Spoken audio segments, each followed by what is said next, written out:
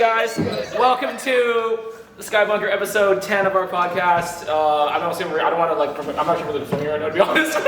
But we're in another space with more space, and we're gonna talk about Adrian joining the military. Basically, I just did the basic fitness test for the Canadian Reserve Forces, and it's the first of a sequence of a couple fitness tests they typically do. So unlike the Canadian sequence, there's a couple, because you have to do training over like 60 plus hours once you pass the first level. So like firearms training, a bunch of stuff. Right? Then you do stuff like you see in like the military boot camp, so you'll climb ropes and shit. Like I didn't do any of that. So basically, like there's a kind of people, some people had, even myself included, until you do some reading, you have some misconceptions about this fitness test, right? Because if you're doing Canadian Armed Forces as a commissioned officer position, like that's when you're spending 3 months straight out in Quebec, where you're getting no more than 6 hours of sleep a day. Like you go to sleep at 11, you wake up at 5:30 a.m. every single day for 90 days. And that's what Canadian Armed Forces, if you sign up for the regular Armed Forces full-time, that's what they're doing. So that's not what the Reserve Forces are doing. Reserve Forces, it's distributed over a period of time, part-time. But everyone has to do the basic fitness test. Basic fitness test basically looks like this. It's not easy, but it's not hard either. So the way it is, it's like there's basically 4 tests that you do. They're all cardio-oriented, and they're supposed to simulate basically building sandbags, sandbag defenses on the infantry front line, as well as just like moving gear around, essentially. So moving gear around, just like a logistics perspective. So basically, they're all sandbag-styled tasks. So the first is you just walk a sandbag. It's not far. You just walk it like 80 meters back and forth. Then you got to run, sprint back, and you got to do this about 4 times. And they're timing you for the amount of time. Are you carrying it or dragging it? You got to carry it. You got to carry it. It's about 40 pounds. Okay. So you got to carry it there. So that's not too difficult. Second one is also not that difficult. It's like a beep test. So you got to sprint under time pressure, then you got to go down on all fours. So it's like as if you're sprinting in an infantry assault range. Is kind of what it's simulating, right? So you go over the sandbags, you run, get down on all fours, get up, sprint, right? So they're timing you for that. Again, not too difficult. Where it gets a bit more difficult is tasks 3 and 4. So the third task is you got to drag 160 pounds close to 80 to 100 meters, or kind of approximate. So dragging a body. It's like dragging a body, So you got to do that, and so some people did not do well because you have to do it without slipping and no mistakes. You have to have really good posture while you drag the whole fucking thing. So like some people are not cut to do that, but again, like I think if you go to the gym, somewhat regularly or somewhat healthy, I'm sure all of you guys. Why the posture? Just more like because they to just sustain it, or because imagine this. It's a good question, Pete. Because imagine this. Imagine your buddy gets fucking shot in the left shoulder by a sniper, right? If you just like accidentally drop him, then you've injured him more. So you can't fuck around, right? You gotta make sure you have to have a certain standard. You have to go certain standard of like having to. You can't do it in some whack. No, you can't do it in some whack. Pull him by the ankle. Exactly. And he's like, imagine like trying to they're like on like gravel or like. Exactly. You can't even simulate to train, right? Exactly. So you got they have some expectations for posture. You can't make a mistake. You can't really stop. You got to do it in one. It's all with purpose. It's all with purpose, exactly. So all these things have a purpose. They're not arbitrary tasks. And the fourth one is the hardest one. You got to lift 40-pound sandbags to about like a little over 5 feet in height 30 times. So, and you got to do that in less than 2 minutes. So that's the hardest part. A couple people failed. So you got to lift 40 pounds. You got to go up. And because it's a sandbag, it's not like a standard weight. Because the thing about a standard weight is that it's well designed, it's well balanced, right? Sandbag is not like that. It's kind of slippery, right? So it's a bit tricky. You're like, fucking, smack it against the wall. So they have the expectation. You pull it up about 5 feet, smack it on the wall, let it drop, and then you have to strafe, like move over to the side, pick up another one. Why smack against the wall? That's just because the idea is that you're supposed to stack these sandbags. So that's replicating. It's kind of replicating the stacking motion. So they make you do that. So that's one where a couple people, when I went to do it, they failed. So the test is at 7:45 a.m. It's in the morning. Holy fuck. So you got to be up bright and early. I went to Fort York Armory to do it. It's about 20 people, and it's amazing, like the age group and the kinds of people that are applying to reserves. Because I thought it'd be a bunch of war hawks or something. Not necessarily, right? So pretty much, there was only one guy I met. Like one guy I met, he looked like he was from. Maybe like Myanmar or maybe Thailand, something like that. And I just had a brief conversation, like, hey man, like, well, what interests you about joining the Reserve Force? And he says, oh, I want to kill a Taliban. Like, whoa, man. No. Like, you know, I get it. Like, some people have personal I heard the beef. US you get a lot more. I heard the US you get a lot more of that. Yeah, Those guys, they want to crack and like, skulls. you know what? I get it. If you, I was on a road trip to, this has been a while back, but I took a road trip to Pittsburgh. I took a pit stop. I was like driving along the highway. I just saw a whole bunch of like monster trucks. And it's like, what the hell is that? I'm going. Like I was late and I pulled over and I saw my first fuck Muslims t-shirt. oh my god! And I was just like, yeah, okay. You know, so America, they have free speech laws there because in Canada we have hate speech laws. Right. Like you can't even play like certain songs in Canada because it's considered hate speech. In America, they have like full on free. Like heard of America? You can't play certain songs in Canada? No, you can't play like Slipknot. Like I think it's all like fucking. No, you can't play on the radio or private? No, you can't play in a public space though. They you know, some people But Slipknot is performed here live though. But they can't play that song though. Are you sure? You know the song "People Equal Shit"? That's considered hate speech in Canada. That song is Really? banned. I You didn't don't know play that that. song in So, Canada. was there a legal case for this? What happened is that the Canadian government, we have hate speech laws. You know in America that you can actually you can legally have a Nazi rally in the U.S. No, I understand. As long as it's I mean, this is a good protest. topic that we can Yeah, transition as long as it's to. a peaceful No, we protest. can talk. But in I just didn't know that. You can't have a Nazi rally in Canada. That's considered hate speech. They'll shut you down. No, but that's different. Yeah. Slipknot's not advocating Nazism, so that's No, my I'm question. not making the connection. Yeah, but that's my no, question. The song is considered too profane to perform publicly. What's the subject of the song? The song's called "People Equal Shit," and it's just the whole thing is swearing. The whole song is just swearing, and it's the whole song is 90% is swearing. It's really profane, and then the Canadian government is saying that we're like, we will not let you perform the song publicly. Are there many songs in Canada that they won't? No, not that many. No. Okay, so this one Only songs qualifies considered as obsessive, like profusely obscene. They will ban it. So that's not. It's not I also didn't know. about. I didn't know. It's like I don't know the a perfect history. circle in the same singer. I'm curious. Yeah. Because what about the old ones like Kill Cop one? They remember the Kill Cops? And The Ice-T one? fuck the police. No, was it? No, That one actually didn't I get would banned. kill a cop. The Ice-T song. Like cop killer. Cop Killer, right? I think it was Ice-T. No, that was not banned. That wasn't banned? That was not banned. No. Yeah. That's because interesting. That's In today's climate, that'd be banned for sure. Yeah, You can't say that in today's climate, man. That'd be banned for sure. Cop Killer? Fuck the police alive. I don't know. There is something to be said for like, I don't know, I'm an old school hip hop guy, and getting to hear And kind then of the whether- lyrics that are like, I don't know. I forget. There's this one popular song by Cardi B. You listen to the lyrics, and you're like, excuse me. Like, Bodak Yellow. what's that? Bodak Yellow. I think that's the one, and I was like, actually, it was. I heard back to this song. Queen Latifah. She has a song called Unity. Okay.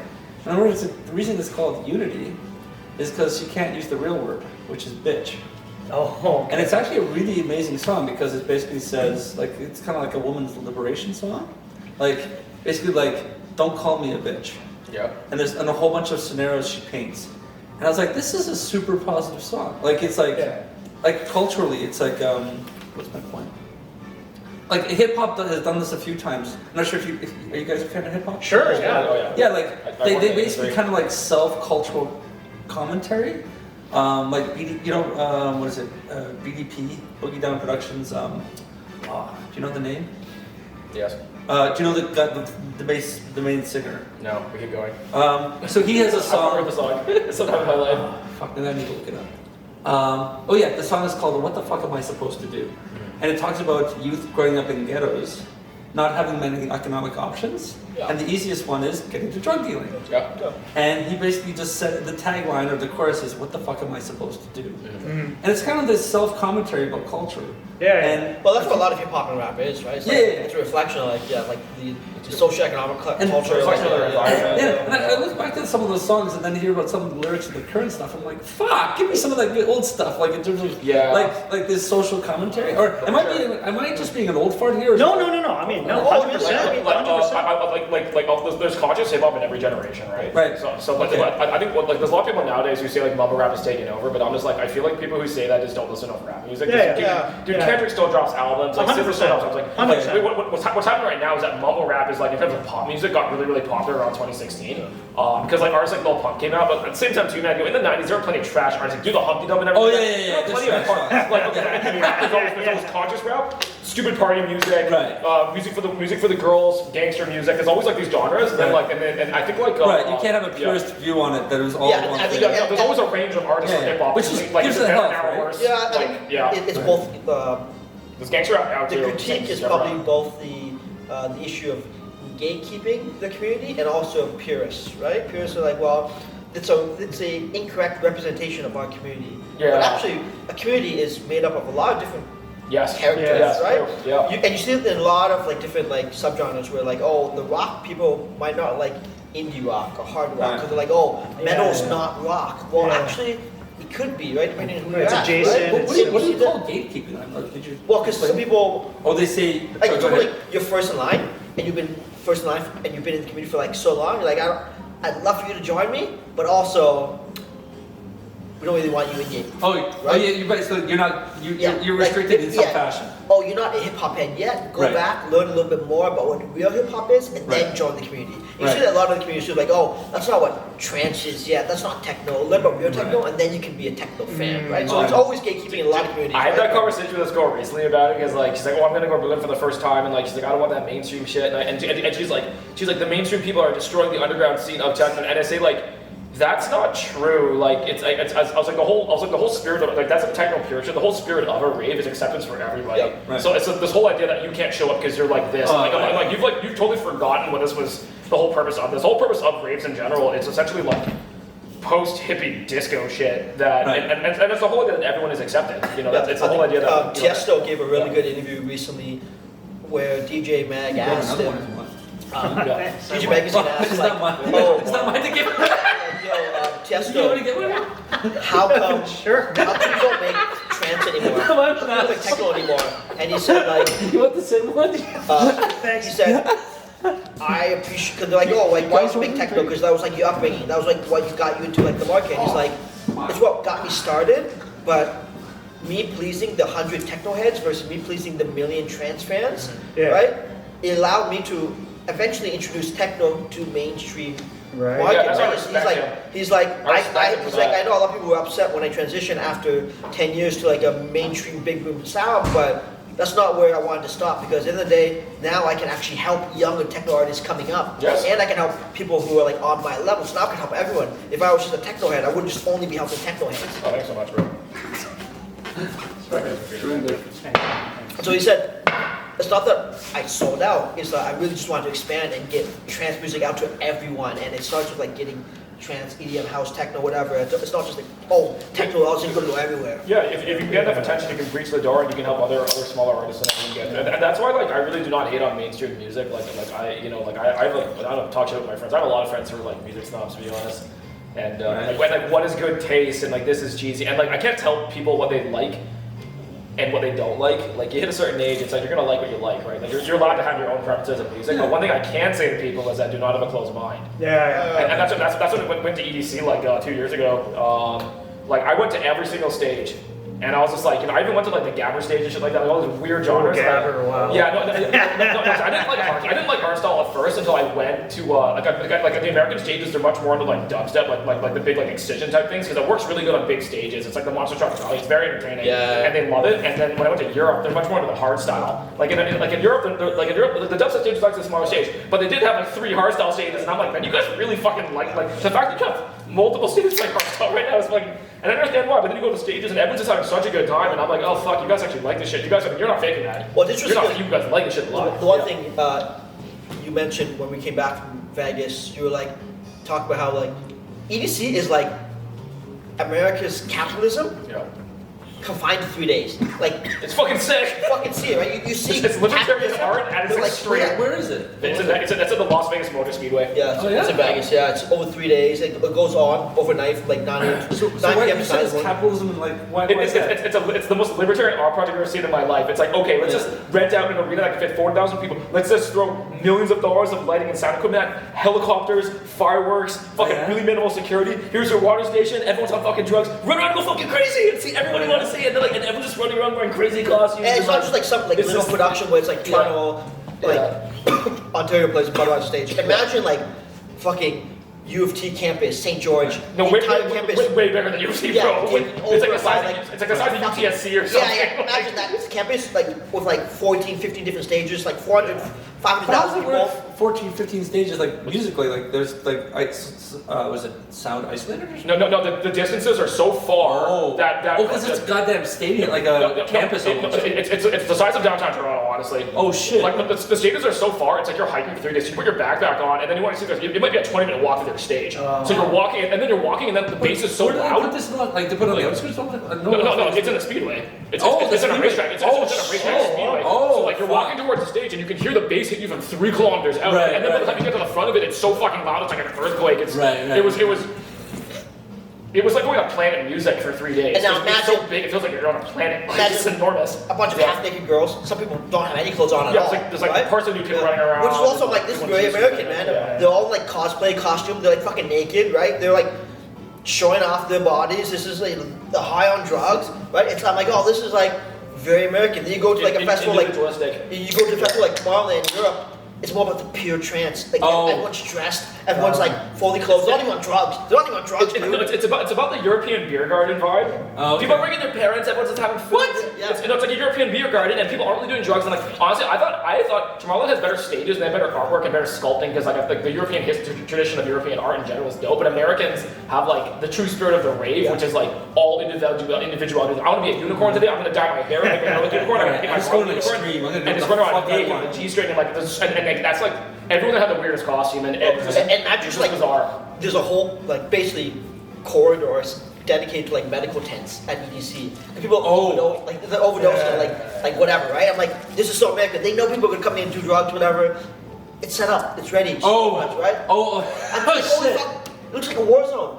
There's so many fucking medical tents there. Holy shit, man! And then they have helicopters throwing people fucking in and out. They have helicopters. Okay, so you're walking into the stage, and you're not even in yet. So to walk in, you park, and then you walk probably 2 kilometers into the actual event. And the whole way you're walking in, you're looking around, and there's all these naked chicks walking around with fucking asses. Everyone's asses out. Everyone's in leggings and fishnet, and you're this is fuck. And then you hear this huge, what the fuck is that? And you hear this huge helicopters racing by, going full speed, and they're in a rush. And then you walk past the helicopter pad, they're all landing, and DJs are fucking getting out and getting in the golf carts and they're shooting.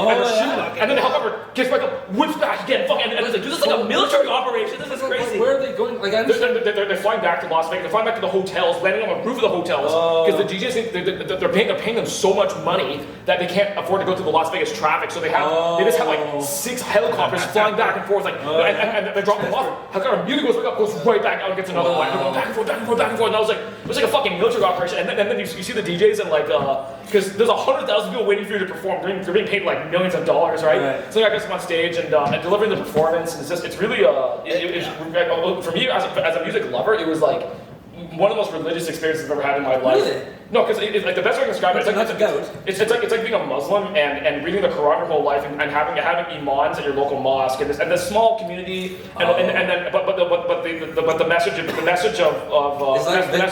whole thing for Muslims visiting Mecca? So you have to, every able-bodied Muslim once in your life has to do Hajj and go to Mecca and pray. Right. So the whole idea behind this is that you hear the small message your whole life on the radio, through your friends giving you CDs, your whole life, and then one day when you're able-bodied enough, you go to Hajj, and then the imam that day is a huge DJ that you're following, and then they lead this.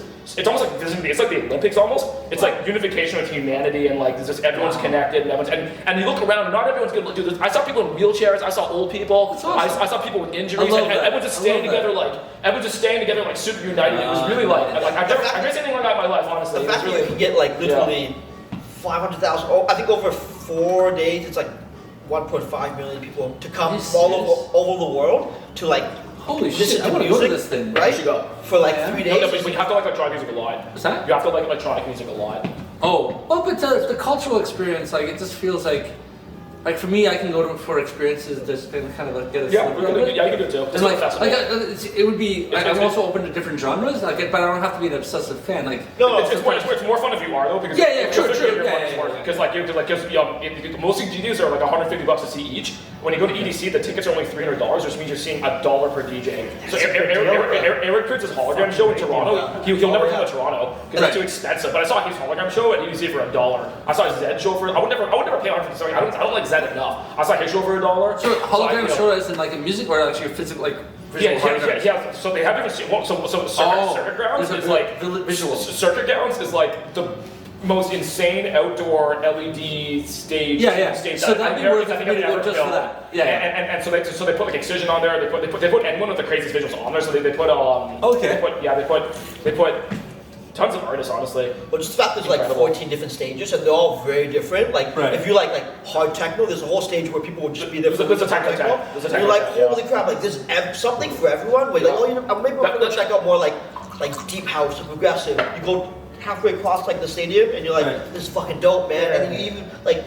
Is there like a social element to it? Like you're listening to music, but is it also kind of like? Dude, you meet so many people, bro. Oh no! They also have the opening ceremony where like the owl opens its eyes. There's a giant fucking owl, and it's the size of City Hall. There's an enormous owl, and then they open its eyes and let off these huge amount of fireworks, and then the owl gives you a 15-minute like speech about like life positivity, life advice, about why life is amazing, and everyone's like so fucking high. Everyone's like, holy fuck! And then the DJ comes out and says, "You were a part of this." And then they let off like $3 million in fireworks. There's so many fireworks, and it's such a large area. Everywhere you look, there's either like a stage or like it's completely overstimulating. Like everywhere you look, there's fireworks, and like you'll see fireworks 10 kilometers that way. It's like actually very overstimulating. If you're not used to that, you just be like, what the fuck's going on? You see carts, just people being driven. You see like there's like people dancers wandering around. Is it like a low key area? Like not that I'm trying to. I'm just curious. Like some of these things, like there's the performance, but like people must be taking breaks or something. Oh yeah, there's sitting areas. Yeah, there's TVs and shit. Even probably amazing people are showing up. No, there's like a couple different food courts. Yeah, it's a global music conference. There's a couple different food courts, a couple different areas you can like vend and like. So you can go back and forth and enjoy it and relax and like. It's 3 days, right? That's how you're supposed. If you're like us, if you see the schedule, there's so many artists that I've always wanted to see. Right. I've never been to Toronto, so I'm just like I'm gonna kill myself today. I'm gonna be walking for 12 hours. Like I think we were walking like 20k. 30k a day. Like by the end of it, my feet were so fucking. And you're not just walking, but also there's no sittings. You walk and then you stand, and then you're dancing. So it's kind of like it's really exhausting. Like by the end, my feet, and it's also all concrete. So your feet are so much by the end of it. Right. Yeah, we all lost weight. I would never not. I need to go there. I would never not be impressed by the fact that Vegas has been able to sustain itself week after week, being this like fucking weird artificial like hub that just changes every other month. Right. It's a built-in entertainment complex. It's engineered for entertainment. Yeah. Vegas is engineered for entertainment because even when you go for an EDC week, right? Like the first year I went, me and Eddie went, and we were like there for like 6 days. I was tired, dude. I was fucking tired. When you guys went, it was like 4 days. I was rested. We had the hotel and shit. I was as rested as I could be. Like we were there for 6 days, and I'm like, and we were there as like vending as businesses, and we're like, the first 3 days, I'm like, I'm so partied out. I'm so tired, man. The festival hasn't even started yet. There's a whole lead up. No, I understand. Yeah, because we get to the pool parties. And that's the whole town or city getting taken over by like a festival. Everywhere you go, you go into like a restaurant to buy food. There's fucking DJ there. Like at Tomorrowland at the Belgium airport, on the way leaving the airport, there were DJs in the airport doing like a set. They're like, "Thank you for coming to Tomorrowland." There was like 20 DJs. I'm like, "What the fuck? And people are still raving. I'm like, "Gang, I'm going home. Fuck this shit." Oh wow. Okay. AJ, do you want to get your freedom of speech topic? Sure, we can. Let's say one more quick thing about I had one question, but we keep up the Okay, yeah. So this is a really funny part of the military. So they're vetting people, right? So they'll vet you in 4 stages. Okay. They do a first thing at the day of, where one guy didn't bring his like. Is it Odie? No. Oh, okay. Yeah. So one guy wasn't quite following instructions, and they just straight up kicked him out. And it's like, they're already showing how seriously they're taking this discussion, right? But the funny thing is, they want you to report your substance usage. Oh, and really? they want you to report your foreign assets, and which makes sense, right? So I thought about it. I was like, you know what? I will be honest, because it doesn't necessarily disqualify. They said just try to be honest, because they may or may not do a blood test to check. Is it in your bloodstream in the past 30 days? So. Because anyways, I was just filling it out, and the guy was like, "Why are you not done?" I'm like, "Well, I've done some substances, sir." Because everyone else like had it. Nobody didn't want to admit it. No, other people didn't want it. I'm just being honest, and he said, "Okay, well, I appreciate your honesty." But the funny part was the foreign assets section. I thought about it, I was like, I don't think so. Then I realized, like, wait a second, I trade US stocks all the time. And I talked to the guy, he said, oh, fuck, man, this is gonna delay your application because we need to check your securities. And I said, well, it's all through Wealthsimple. It's all CAD switched to USD. I mean, they're technically US securities. Yes, So okay, that's not a problem. But then I mentioned that I have Bitcoin. And the guy looked at me and says, oh, okay, Bitcoin. Because he gave me a mini lecture. He says, if you have Bitcoin, he says, okay, look, it doesn't disqualify you, but it's saying we're going to put you in a different pile of applications. Yeah. Because we want to make sure that you're not money laundering, right? So we will have to try. So all I said, like, okay, I didn't give him much information. I just told him the truth. Like, I have Bitcoin in a company called Celsius that is like locked away, basically, in fucking New Jersey, fucking corporation. Listen, bud, I got fucking rugged, all right? Yeah, I got rugged. I don't know how else to tell you, dude. I got fucking I rugged. got fucking rugged. I can't access that. So I'm not going to be giving money to Al Qaeda anytime soon through that shit. But that's literally what he was giving me a lecture. So I thought it was really funny because. That's interesting. And then another guy was I'm actually asking surprised questions. that they would be on top of that, or they'd be like. I guess it makes sense. I wonder what the internal processes were like. Because they got a lot of immigrants. So the interesting thing about the recruits, that I would say like 70% were immigrants. They were just like trying to get their PR, and they're like doing other things, and they just thought a military was like a backup plan to get like a part-time income, because like reservists is part-time, but they wanted to eventually maybe go into regular armed forces as a main job. Because I mean, military, you know, the military, if you work 20 years in the military, this is full-time reserve force, doesn't count for part-time.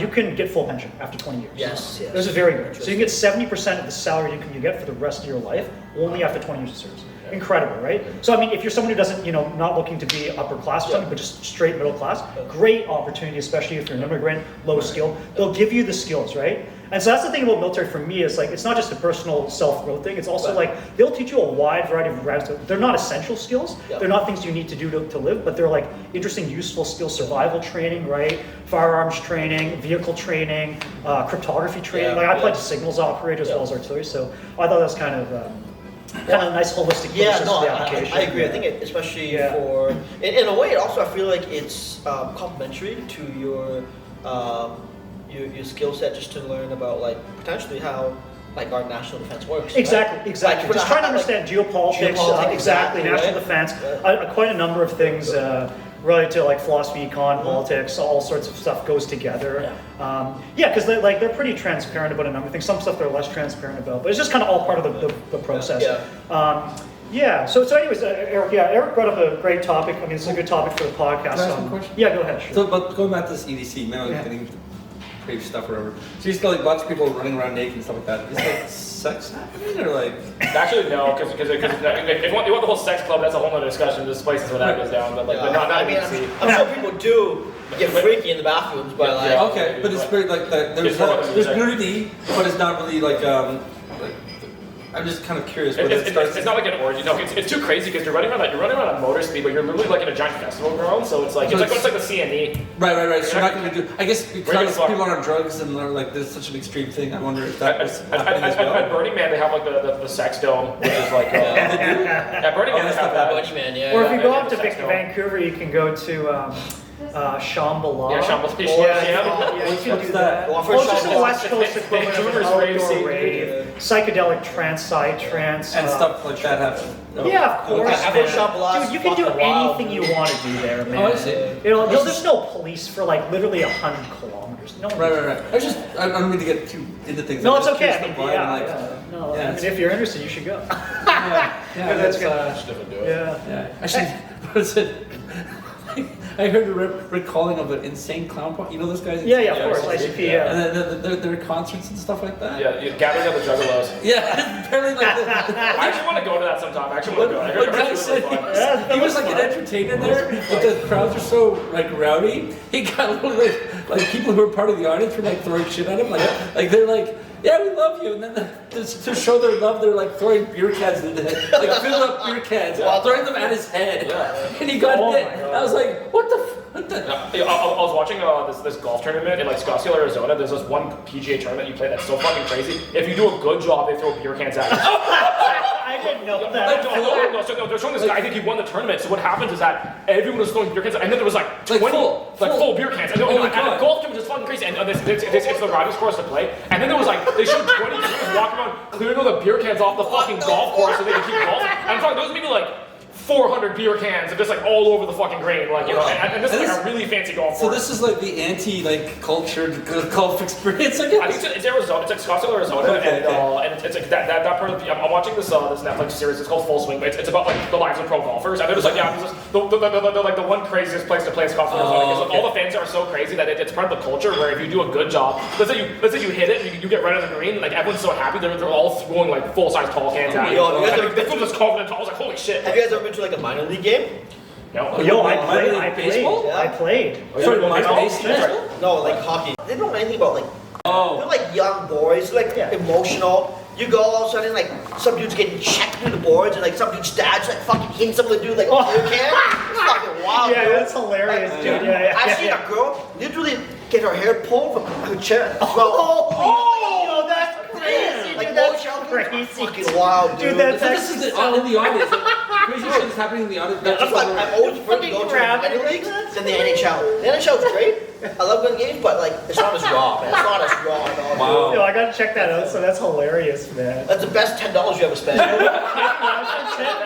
Yeah. Fucking Chad going at it with Johnson over there, just fucking bam, bam, bam, bam. It's literally so like there's tons of shit happening in the audience as well. Yeah. Oh man. Dude, I gotta try this. It's part of the culture, man. Like, it's the only professional sport you can fight in. And Yeah. It's the only pro sport. Like, I went to a this game for the first time. So we had like my sister-in-law visiting, and they're like from Vietnam and shit. They'd never seen a hockey game. Yeah. So my dad's like, okay, well, like, these tickets are like they're pretty expensive, Like $200-300 each. For the Marlies?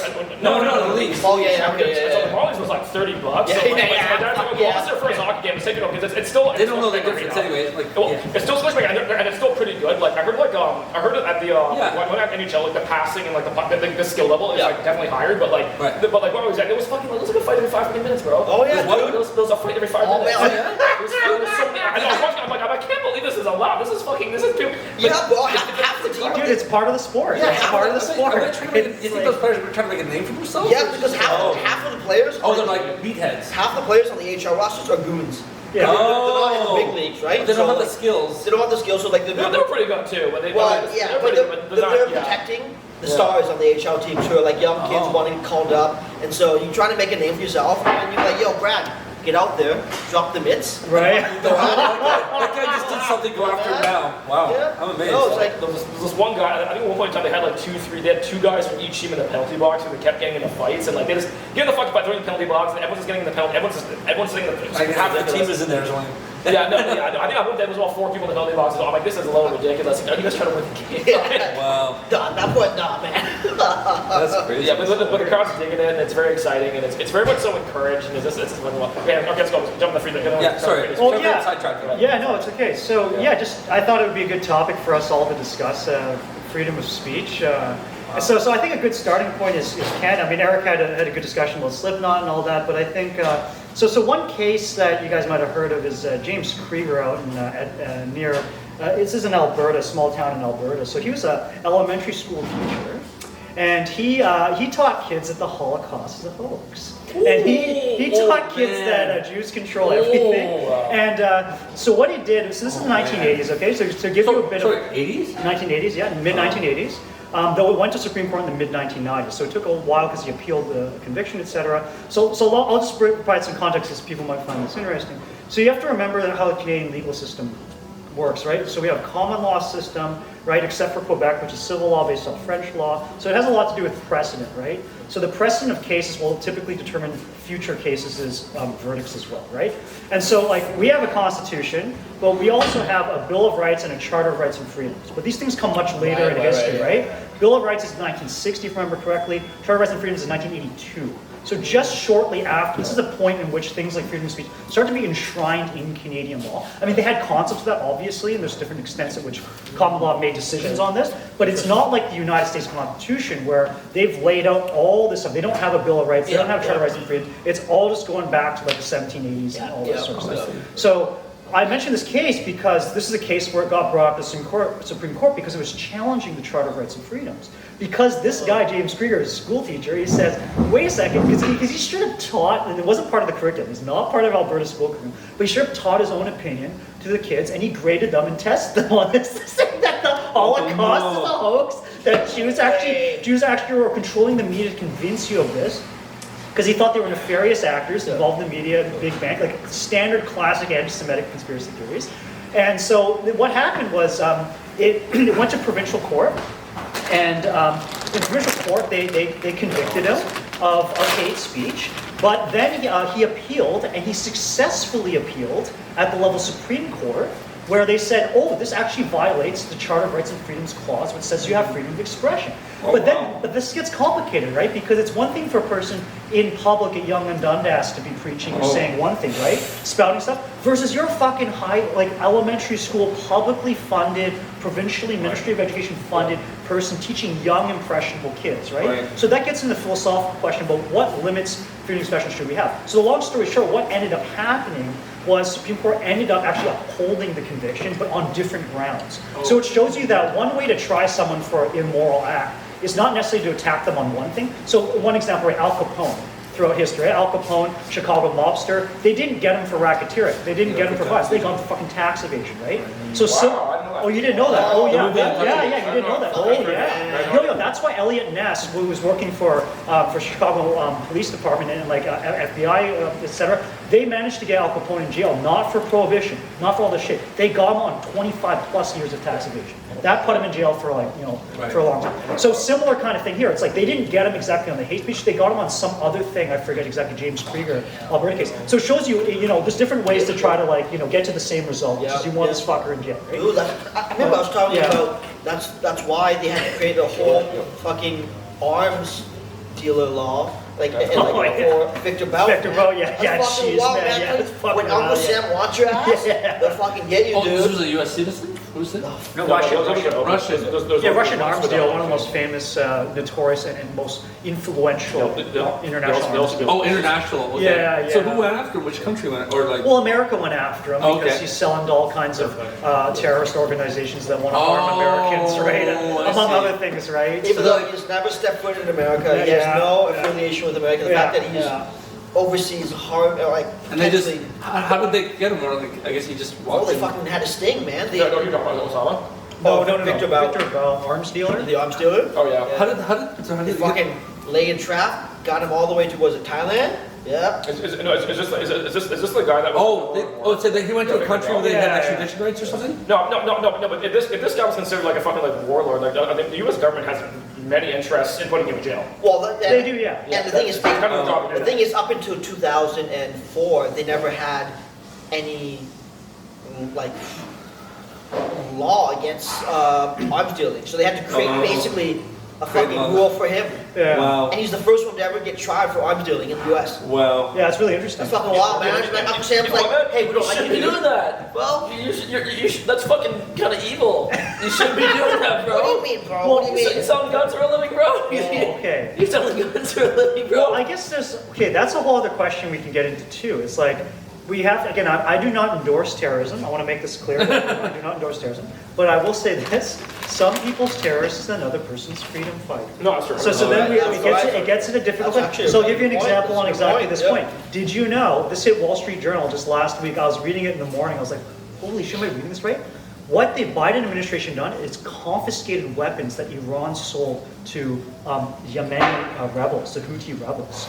So this is really interesting because Biden administration intercepted this and now, because of the laws that are related to Victor Bout, they're not allowed to transfer those weapons to Ukraine. But they want to, so this is a scandal right now. So it's like, and there's actually a long history of attempts by US government endorsed arms deal trade. So the first major one during the Cold War was actually the Iran-Contra affair. Go back to 1981. In 1981, shortly after Ronald Reagan came to power, there was a whole Latin American foreign policy intervention where they wanted to stop the Sandinista far left-wing government from gaining power in Nicaragua. Right? So what they did was they funded a paramilitary organization called Contras, known as counter-revolutionaries, funded directly by Reagan and U.S. military, as well as CIA operations. Now, at the same time, Ayatollah Khomeini just came to power in 1979 in Iran, so it's now an Islamic theocracy, right? Yeah. And so, as a consequence, you have Hezbollah, which is the Lebanese political party and militants, and also of which Ayatollah Khomeini supports. They fucking took hostage U.S. citizens. It's crazy, because the geopolitics likes this. Yeah. Is Hezbollah from Lebanon? Yes, it is. Yes, it's born and bred. I thought this is so bad. I thought Hezbollah was Palestinian. No, so that's Hamas. Yeah, okay. You got them confused. Yeah. So Hamas is Palestinian. Hezbollah is a Shia.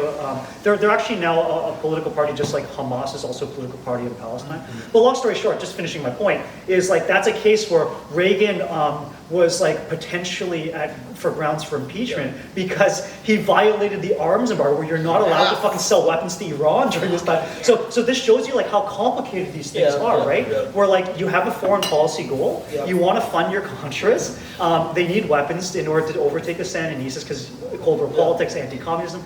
At the same time, like you can't be doing a deal with Iran when outwardly facing you like you're supposed to be an enemy. This is the enemy.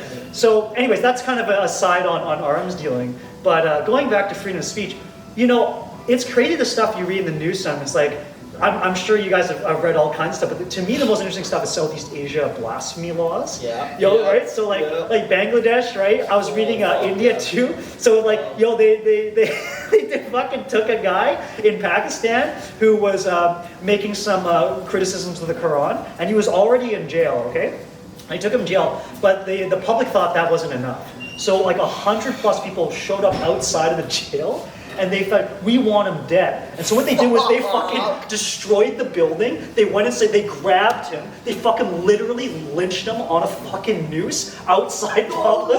What did he do? What he did was he was making critical comments to the Quran. He apparently, what else did he do? That's a good question. But he was not just making critical comments. He was also, no, this was in Pakistan. I'll talk about Bangladesh in a moment. In Bangladesh, they have anti-blasphemy laws similar to India, where if you say certain stuff against religion, primarily against Hindus or also Islam, then it's grounds for a jail time. Or in practice, usually, a mob of like 50 people will literally just fucking kill you.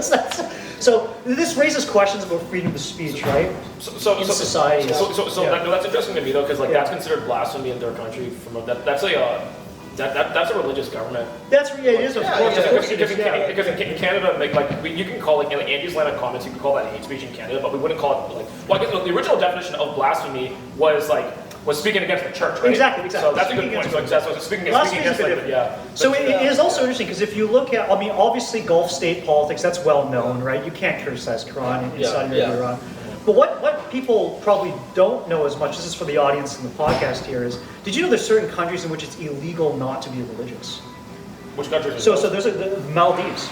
So Maldives, you can be a tourist and visit Maldives and you don't need to be religious, but if you're a citizen of Maldives, you must be Muslim. It is actually a legal requirement. So that is really quite alarming, right, to a lot of people when they hear this, because they think, wow, like I have to actually be like registered and I have to actually show face and like try my best to pray 5 times a day. Like that's just part of the legislation. Whether or not in practice fully enforced, that's a question, but it is typically enforced because atheists are put in jail. People speak in. So this really? So it's actually worth reading Reporters Without Borders because because part of my dissertation research looks at things like misinformation and economics and stuff like this, and like I was just reading about it, so I was thinking, holy shit, like states that happen to score poorly on Reporters Without Borders' freedom index tend to be economically struggling as well, which is not surprising because we take it for granted that with freedom of speech comes freedom of commerce. Freedom of ideas. That's true. It is trade. That's right. I mean, don't get me wrong. There are some exceptions, right? China's an exception. You can say Singapore's an exception too. But a lot of nation states that have such strong laws, right, against freedom of speech. At the same time, you look at China and Singapore. At the same time, they are accepted. At the same time, they're not. Because if you think about the way that the trade relations are done in those countries. And also to maintain that as well too, because they had to build up to that. Yeah, they build up to it. Yes, but those are two very different problems. One is literally, I don't know, 5% of the world's mass. The other is 0.01, right? Singapore's much smaller. Those are two very different. Geography does play a huge role in imagine China. Look at how much they had to defend, right? The seas, the mountains, the plains of the west. Singapore had a little bit of a problem where they had to build something out of nothing, right? Out of marshes. Yeah, so this gets into interesting discussions about, and if I bring this back to North American context, which is a great topic to discuss, is the kind of limits of freedom of speech. And like, I think like a lot of the Enlightenment era, I'm talking like France in 1700s, like pre-French Revolution period, like a lot of these philosophers and thinkers at the time were thinking, well, freedom of speech is a fundamental basis for something like a liberal democratic society, because otherwise, how can you get social progress unless you have the ability to discuss ideas without like killing each other, for example? So that's the first fundamental basis. That's why the United States, being influenced by founding fathers, influenced by French Enlightenment, British Enlightenment thinkers, thinking freedom of speech is such a core tenet. That being said, this raises questions, right? Even in the US, if you incite violence, that's not legal. So you can't say we should kill Jews, we should kill Chinese people, we should kill black people. That's not legal. I mean, at least, you know, as I understood the law, maybe in practice, like some people get away with it, sure, fair enough, but like the law is designed that way. Canada, of course, we have a bit stronger view. So an example that happened out in, I think it was Manitoba or maybe Ontario, maybe both, but there was a publication, the name doesn't matter, but there were two dudes who were literally running a borderline satire / anti-Semitic publication that they were delivering door to door.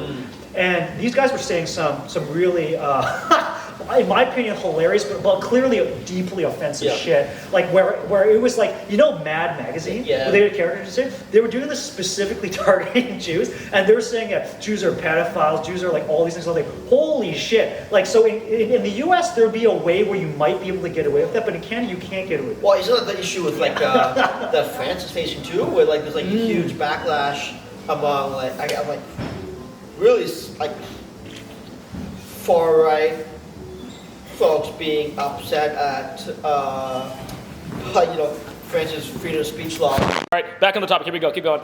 No, look at France. France is like what some people might consider like the one of like the creators of the revolution, democracy, and all that. And look at where we are right now, right? There's like a culture clash with like French Muslims and like ethnic, whatever you want to call it, ethnic French, or like people they're like, oh, the Muslims taking over France, or the Muslims like, oh, you know, you can't talk shit about, you know, like Islam and all that stuff. There's like this fucking riots every other fucking week, man. It's so interesting to see. Where like, if it's really about free speech, right? Then how does free speech work in a culture where a good chunk are of one target audience, right? Right. So these are good questions that all societies need to confront and have discussions about. And they're not easy questions, but they're important questions that have to be addressed. And so this gets complicated because you might consider two other case studies of like I think that you know when you're kind of thinking about political philosophy, it helps to look at borderline cases or edge cases where things are not so clear. So one example is for a long time, like you have censorship laws on literature, for example. So examples of books that have been censored include like, you know, Catcher in the Rye, because there's prostitution involving a minor in that. Mark Twain's works. Is that what happens? Is he, it was in the United States at one point. No, is that what happens in Catcher in the Rye? Like, no, is that the book where like he gets like sold into like sex slavery or something? No. Like, there was some book in high school that my friends did. I've read Catcher in the Rye. That's fucking catching STDs. What's Catcher in the Rye? No. There's some book in high school that everyone's reading where like, the guy gets molested or something, and like it's like. I don't know. No, what is Catcher in the Rye about? So just I'm making fun of that. Well, I'm saying Catcher in the Rye was a book, J.D. Salinger, well-known New York, American, I forget if he's New York based. Sure. But anyways, the book is about, it's supposed to be a coming-of-age novel about kind of teen issues, etc. But it's a teenager it just tracks like 3 days. And over those 3 days, he's doing some random crap in New York, essentially. But one of the things he did was he was going to lose his virginity for a prostitute or something. Okay. So anyways, at the time it was considered too salacious, they didn't want to censor it. But let me get to my point. A lot of authors throughout history, not just in history of science, but history of literature and fiction have been censored. James Joyce, most of his works were censored. Ulysses was fucking censored. You know, and then obviously I got political actors like fucking Hitler and Mein Kampf. So this raises interesting questions because you would think, wait a second, for such an influential document like Mein Kampf, you know, written at the time when he was in jail after the Munich Putsch in the 1920s, this is well before the Nazis came to power. In Germany, they decided, right, as a result of what happened amongst Nazi history, they decided, hey, we're not going to even allow this to be discussed. Until recently, only a couple of years ago, was Mein Kampf allowed to be published in German. And so, really, you can buy Mein Kampf in Germany right now. You can, yes, you can. Well, isn't that like, you know, that's a banned text? It is no longer a banned text. Why are they letting people buy that? Well, you could be like me. I own a copy of Mein Kampf. It's a piece of history. What's it about? Oh, you don't really know? No, like her talking. It's actually quite sophisticated. No, her talks about his life and stuff like that. No, but also, is it like, do they talk about anti-Semitism in it? Of course they do. So is the whole book an essay about anti-Semitism? No. So Mein Kampf, long story short, having read the whole thing, I'll tell you this. So it's important to understand the rough. I'll give a brief history because otherwise it won't make sense. So remember that Hitler at this point was.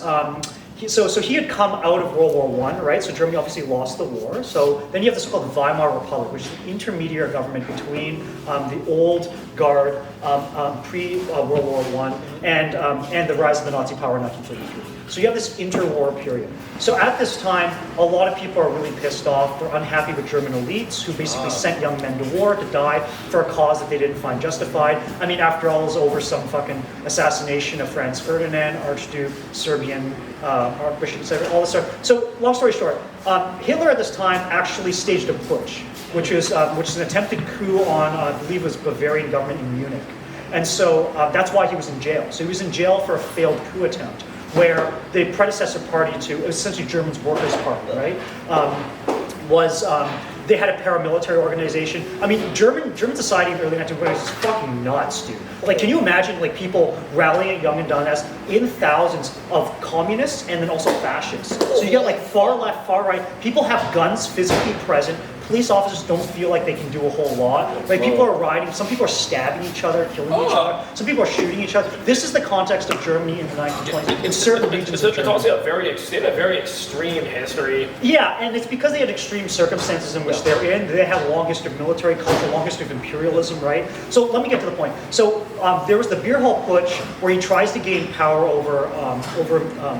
in Munich at the time. And so basically this is sedition, right? So government says they crack down on him, government forces, then they put him in jail. And in jail, he's in jail for a couple years, and he's like, well, what am I going to do? Well, what I'm going to do is I'm going to write an autobiography. So Mein Kampf is translated literally from German as My Struggle, right? And so in this text, he's mostly... What? Do us. No, I'm just kidding. Yeah. So in Mein Kampf, he's mostly complaining about German elites. The thing about Hitler that people don't know unless you study your German history, Hitler was not formally very well educated, but rejected from art school, right? Rejected from art school, more specifically also architecture school. I don't know. That's right. Interesting. Yeah, that's right. Yeah, so that's absolutely right. But one thing Hitler was good at doing was he read a lot. He read a lot of newspapers and he read a lot of just random literature in general. So he was versant in German politics and German and European history, enough that he could convince people of his cause. So that's what he's doing in Mein Kampf. Is the first sections of Mein Kampf are outlining a rough plan for Lebensraum, right, just living space translated into from German and English, which is that Germany needs to go back to a period of its imperialist history there we go. in the 1800s. That we need to expand and have more room. The Third Reich, baby. This is why you have the concept of the Third Reich, right? Third Reich, so part of it is like a very I'm not going to say rigorous because like he's not that he's embellishing. Like for example, he embellished his Nazism. He's not the he claimed that he was one of the earliest members of the Nazi Party. It's actually not correct. He was actually way later in the Nazi Party. Oh, really? So, yeah, it's actually incorrect. So Abraham Foxman, who's the scholar who writes the foreword to the main translation, the English translation, notes that the thing about when you read this, don't take it for granted, because Hitler himself knowingly lies about his own biography as a propaganda tool to get people to join the Nazi cause. I see. Yeah. So you have an outline of systematic anti-Semitism, and there was so much anti-Semitism. Kind of like Bin Laden, dude. Kind of like Bin Laden to an extent. Manipulate the Muslim followers and the young boys to join your cause. Yeah, exactly. Exactly. Exactly. Reframe jihad. Exactly. As in, we're gonna go do some crazy shit in the U.S. and we're gonna fight the Americans and. Exactly. We're gonna conquest essentially. Yeah. So no different than the Elon fanboys, bro. Dude, like that's a stretch. No, to the max. Elon fanboys are fucking out jihading same right now, fucking bro. cultists they are, bro. King shit talk of the year, bro. Elon fanboys are out doing Elon jihad. Fucking recall tweets and people are like, oh, these people are so fucking dumb, Tesla, whatever we call it. I'm like, it's in the fucking news, bro. Yeah, it's in the fucking like, bro, 600,000 plus fucking vehicles. They're like, they don't know what they're talking about. I'm like, I'm pretty sure they do. That's why the fuck they call them cars, right? I'm like, but hey, man, man. That's what cultists do, man. That's what anyway, continue. Anyways, it's just long story short. In this book, he's giving an outline for how the future of Germany that he wants. Again, this is still early stages. It's the 1920s. Nazi Party hasn't even come to power. That's called 1933, right? And so he's giving that. He's giving a systematic account of anti-Semitism, trying to justify it. And to be fair, I mean, I'm not going to defend anti-Semitism. That's not my point. My point is that most people were anti-Semitic. Did you know that even in Canada, okay, I learned this today doing some research. Did you know in Canada in the 1930s, they accepted hardly any Jews whatsoever from Europe?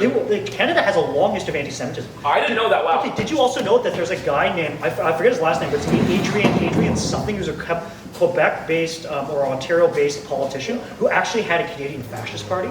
So we actually have a history of fascism in Canada. We actually have a history of explicit anti-Semitism in politics in the 1930s. Even later than that. Disney was anti-Semite. Yeah, sure. There's a Henry Ford. Yeah. Henry Ford, Back in the day, it was almost like vogue to be like anti-Semite. 100%. It was the status fucking quo. Fuck both. Chanel, right?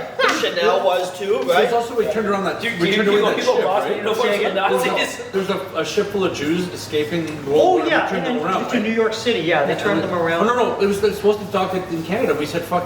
Oh yeah, I think that's right. I think I remember reading. Look at the Swiss, right? The Swiss let the Nazis go right through their borders. They're like, yo, they're a neutral country. They're like, go nuts, bro. They fucking did. When I was in Germany, I was at this hostel, and the people in there were telling me, I think one of the guys said, I'm Switzerland. He's like, yeah, he's like, he's like, you know the Swiss. He's like, you know all the gold teeth from the Jews that were extracted during He's like, yeah, dude. He's just like, where do you think all those gold teeth are? Oh, they're in the Swiss fucking vaults. I believe it, man. Yo, I believe it. I'll let your own podcast, bro. Yo, what's up? We bought drinks for everyone. Great. Yeah. I'm kidding.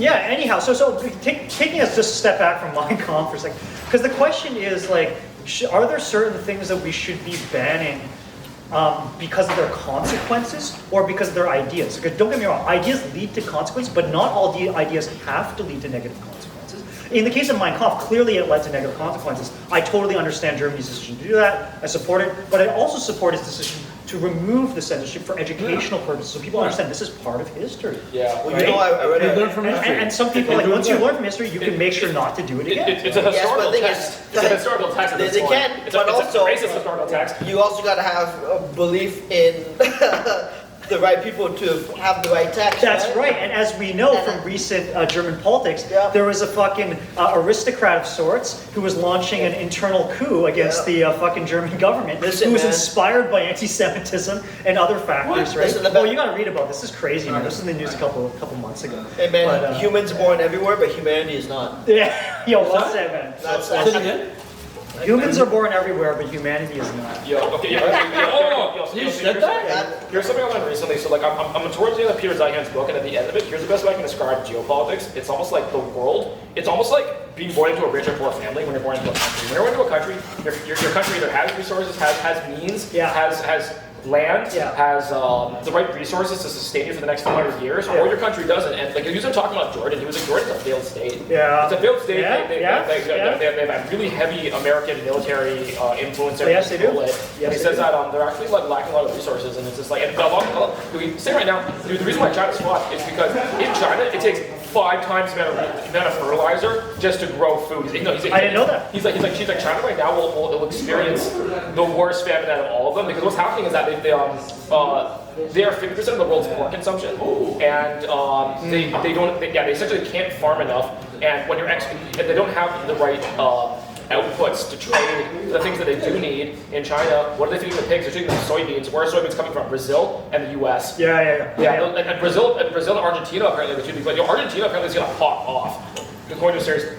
So that's interesting thesis. So one issue with Argentina is I agree with them maybe on the point of resources. For example, lithium. There's tons of lithium in Argentina. It's quite resource rich, and it's organized enough where they can extract it with the right machinery. Okay, I agree with that. But here's my major concern of Argentina. They're still in the midst of a sovereign bond debt crisis. Oh, yeah. So I mean, and hyperinflation. Yeah. So it's not as bad as Zimbabwe or Turkey, but the Argentinian inflation is approaching like 68 to 70%. Like on a per quarter basis. Like that's really I bad. thought at one point it was worse. I think at one point it was even worse. It was almost like 150%, and like that's why Argentinians are now wanting like U.S. dollars. They don't like Argentinian pesos is pretty useful. Yeah. So I hear you on that. Like from a resource perspective, they have it, but from a politics perspective, I don't think people have confidence. Oh, did you also know? This is crazy. I was reading the news about this a couple months ago. Did you know Argentinian vice president had an assassination attempt against them? Oh yeah. Yo man, this is crazy shit, right? Like we take it for granted. Like even now, right in Peru, right now, there's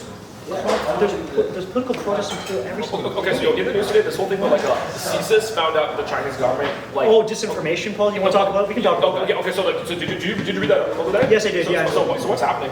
So the basic thought with the Chinese disinformation tax, I mean, it's been going on for a long time. So you have a number of factors. One is you have, so what they're doing is they're paying, in some cases, Chinese nationals who are in Canada for influencing operations. And so what they want to do is to sway the election, right? To sway the election. And what they want to do is they want to convince people to, so they're doing two things. They're spreading disinformation, incorrect, false information about the Conservative Party, because the Conservative Party is more harsh and against China than is the Trudeau administration. I'm not saying Trudeau is like friends with them, but they're comparatively. You want to say Trudeau historically was pro-Chinese integration. Exactly. That's what tries to go fucking share Trudeau because he was known for that. So yeah, people That's a massive amount of. Yeah. Oh man, what is that? Is that dessert you got there? Cheesecake. Well, that was what we're living today. We're balling out today. It looks good. Oh man, this is almost like European level snacking, bro.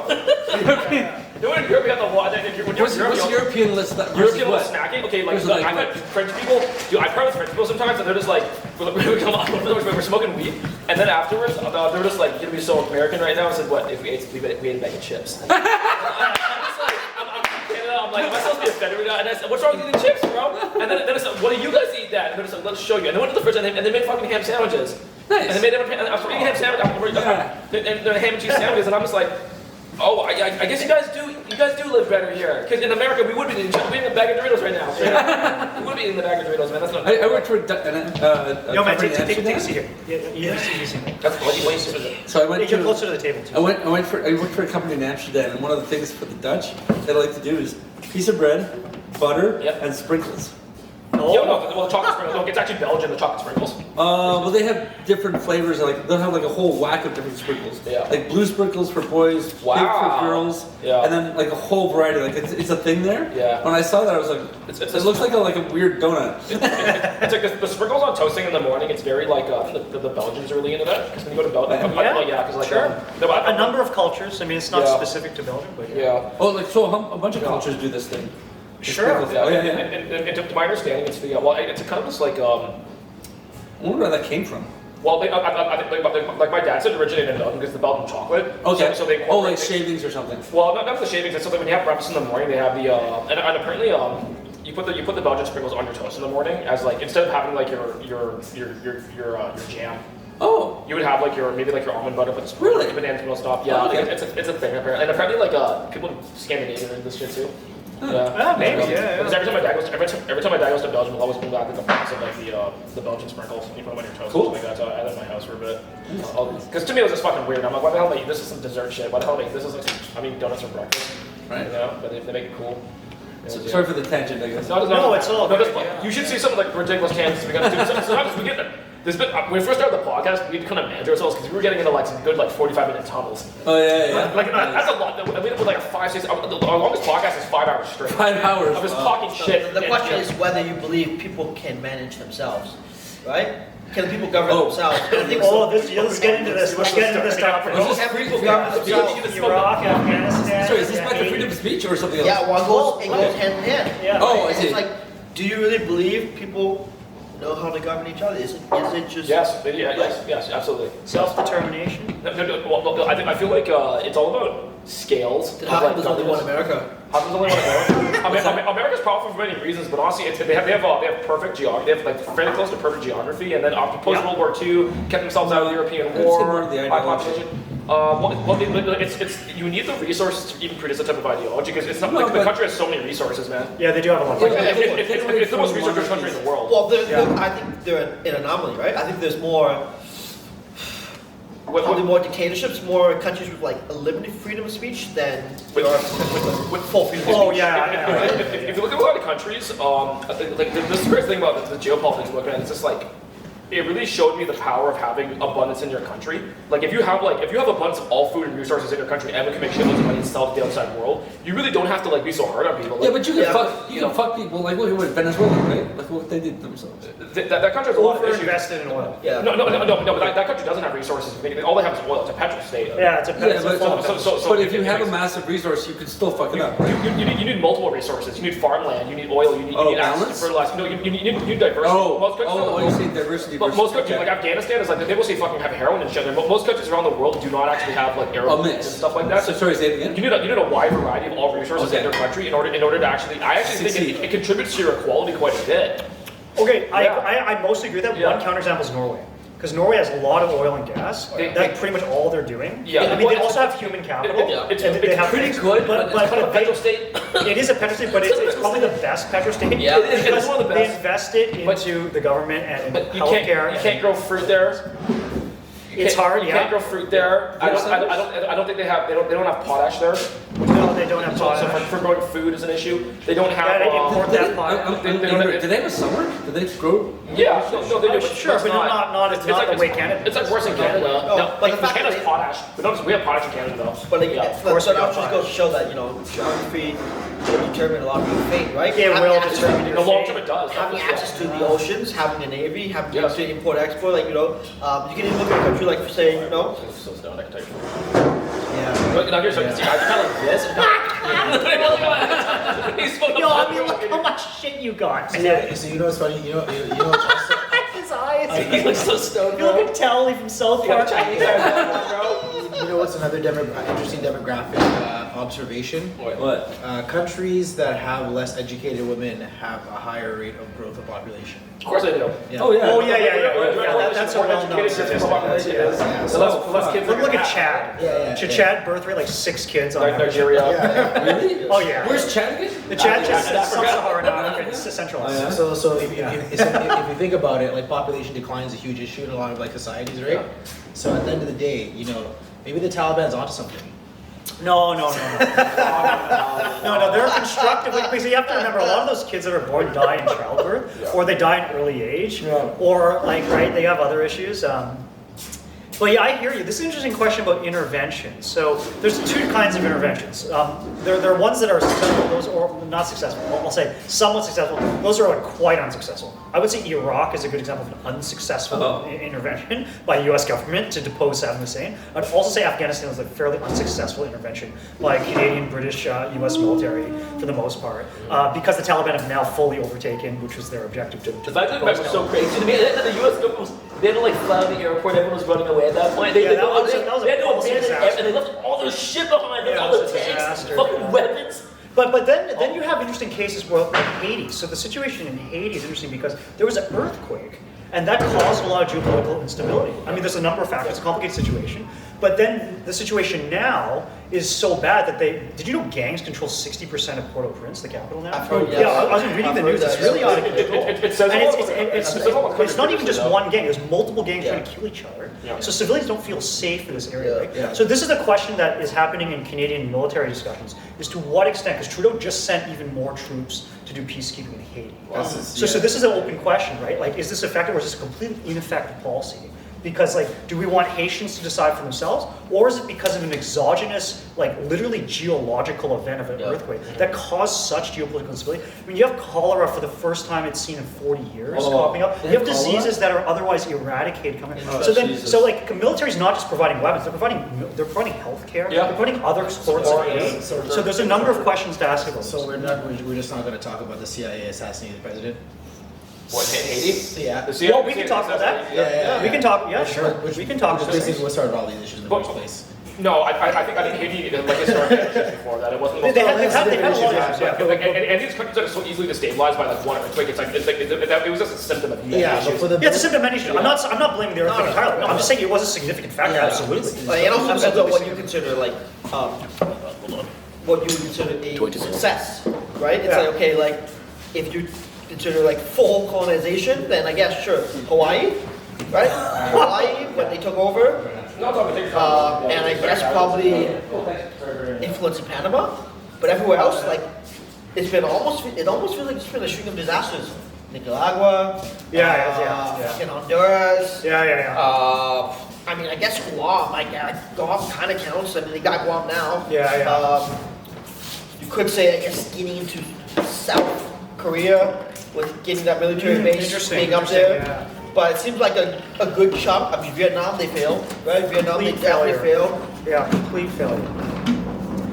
Yeah, so it seems like a lot of intervention. It would be an interesting exercise in political science to think about what, if any, interventions were net positive for all the relevant stakeholders. That's true. It's hard for me to think about, right? Yeah, it's hard for me to think yeah. about. So there is one really controversial professor, Bruce Gilley, who's at Portland State University. Man, this guy's Princeton educated, right? He's like established tenured professor of political science. But he published a paper in the respected journal Third World Quarterly. He got canceled so hard because the title of the paper is "In Defense of Colonialism." This paper, this guy's like Princeton educated, like high educated, but he actually he thinks British colonialism in Africa was mostly net positive. And that's his argument. That's interesting. And he got fucking death threats, got all sorts of shit. I'm totally like, I don't have an opinion on this either way. I would guess it's probably not a good argument, but I don't know. He's already established himself as like a scholar of developing nation states and a few other things. Yeah. So like, but these are interesting discussions, right? Because it's like, I lean on the side that most colonialism has been more negative, and especially British in India, like it's quite negative. But there are interesting questions to ask. Like, I don't know. I just don't know. Are there cases where, like, when you look at them, maybe that was for the best. Not to say there weren't atrocities committed along the way. Of course, yes. But there were kind of open questions. And then some people say, well, it's difficult to say because you're trading off one asshole for a worse asshole. Yeah. So one example is so Soviet Union. Like, Soviet Union would have come in and like maybe done even worse things. Who knows, right? I mean, they already have, they have a imperialist history. Just look at the provinces and like the ethnic communities in. Like Chechnya, good example. Chechnya, Serbia, like Georgia at a point. Georgia. But this is a good question because if you really want to do a thought exercise and really look at like just globally the past 200 years, and I'm not for or against. Which countries who are where they're at today are really there because or without effects of colonialism? What are the right? Like really, it's like it's hard to say because almost probably every or a good chunk of those G7, G20 nations have had some form of colonial impact. 100%. It's hard to say anyone. I actually can't think of anyone who's super clean, man. Yeah, no one's really clean. Like even like you can say, okay, well, you look at peace-loving, pacifist Japan. They fucking conquered half of Asia. Right. So you can't say like they definitely had grand dreams. Everyone else. Fuck, man, like. I think honestly, not the Scandinavian countries. Scandinavian countries went wild from like the 9th century onwards. Sweden especially. Sweden actually conquered all the way up to Moscow. So like there was a point at which Russia was basically controlled by Swedish king. So like absolutely like Sweden in particular was a foreign aggressor. A lot of countries. But sorry, you're going to make a point about something. I think I forget what professor or whatever academic you mentioned. Bruce Gilley. Yeah, he's probably completely discredited himself as intellectual to a lot of people. He at this point he's been canceled. Just a bit. He's been canceled. I don't think there's any positive argument towards like colonialism, anything positive. Also, I would say like a huge aspect, in my opinion, huge aspect of like when you look at the school of thought of global development, or a lot of let's say, I don't know. I guess like what I'm trying to say here is that a lot of people, based on what ED said, a lot of people think like that a lot of the issues with the developing world are based on the dependency theory, which is like obviously like how like the whole Atlantic Triangle created like an economic imbalance, blah blah blah. In reality, though, a lot of the reasons why a lot of African countries specifically are where they are in economically are modern economic policies that are regularly updated, that are disguised as economic benefits to countries, but in reality are no better than the loan-to-own deals that are being done by the Chinese government right now across Africa, right? So it's, 100%. I mean, because the thing is, at the end of the day, a free and independent Africa is only good for Africans. So there's no such thing as an NGO that's going to go to Africa to do anything positive, in my opinion. At the end of the day, and I also like the thing like in general, I feel like a lot. Just me, not a lot of people, just me. I always have like a suspicious eye to any like peacekeeping operation. So going back to the Haitian context. Yeah. I think like a pivotal part of allowing boots on the ground in whatever capacity was the Haitian president being assassinated. You know, I feel I'm not sure if you would really allow that to occur in any context based on the history of Haiti. And it's ironic that like they're trying to disguise this as some positive benefit. Like, oh yeah, we're just going to go drop our military over there to help out to provide a benefit. Not actually like. Well, then also begs the question is, at which point or what is considered positive intervention, and should we as a collective species even consider intervention? No, we shouldn't. So your take on Haiti right now is that every foreign actor should just pretty much just leave. Yes, you're Just saying let every them foreign do it. actor, every Just let foreign them country do it. should just be on their own, There's actually even if they ask for help. there is a school of thought that every country would be fine if people just respected international sovereignty and stay the fuck out of the countries. But the problem is people don't, Exactly. because of imperialist, visions and dreams, right? Yeah. So it's like, but then it's like I think at the end of the day, it's like I think what I get bothered by is any of these policies, operations, whatever that disguise any like benefit to anybody. It's like no, come on, let's be honest here. You see an opportunity to gain like some political foothold in a country, so you can get some economic benefit, whether it be like some trade of resources, human capital, whatever it is, military base, a convenient place. It's like the whole. Well, countries are always trying to ensure their citizens' survival, right? So. I don't think that's true at all. Well, yeah, because no country wants to be decimated. No country wants to lose their borders. It's not. Politics are real, right? It's like no country wants to be like, if Canada's not around the next 10 years, that's not good. Every country is always looking out for their self-interest, whether it's their own survival or whatever. Like, there's no country that's like, I'm willing to give away my 100,000. I think. Have you seen the fault lights? It crosses quite a lot of territory. Yeah. This is one of those things of geological events, completely random, and then they negatively impact certain people more than others, probably. And the question is, should we be helping these people? Yes. Why? Why? Trade they're relations with Turkey. They're a foreign country. They're like Trade across the oceans, but they have. There's nothing wrong with We have nothing to do with He's that. not. He's not just asking the question. Yeah, He's like- not challenging. yeah. This is just general philosophical Well, why? question. Like, should we be helping other countries when they have Yes. Trade relations.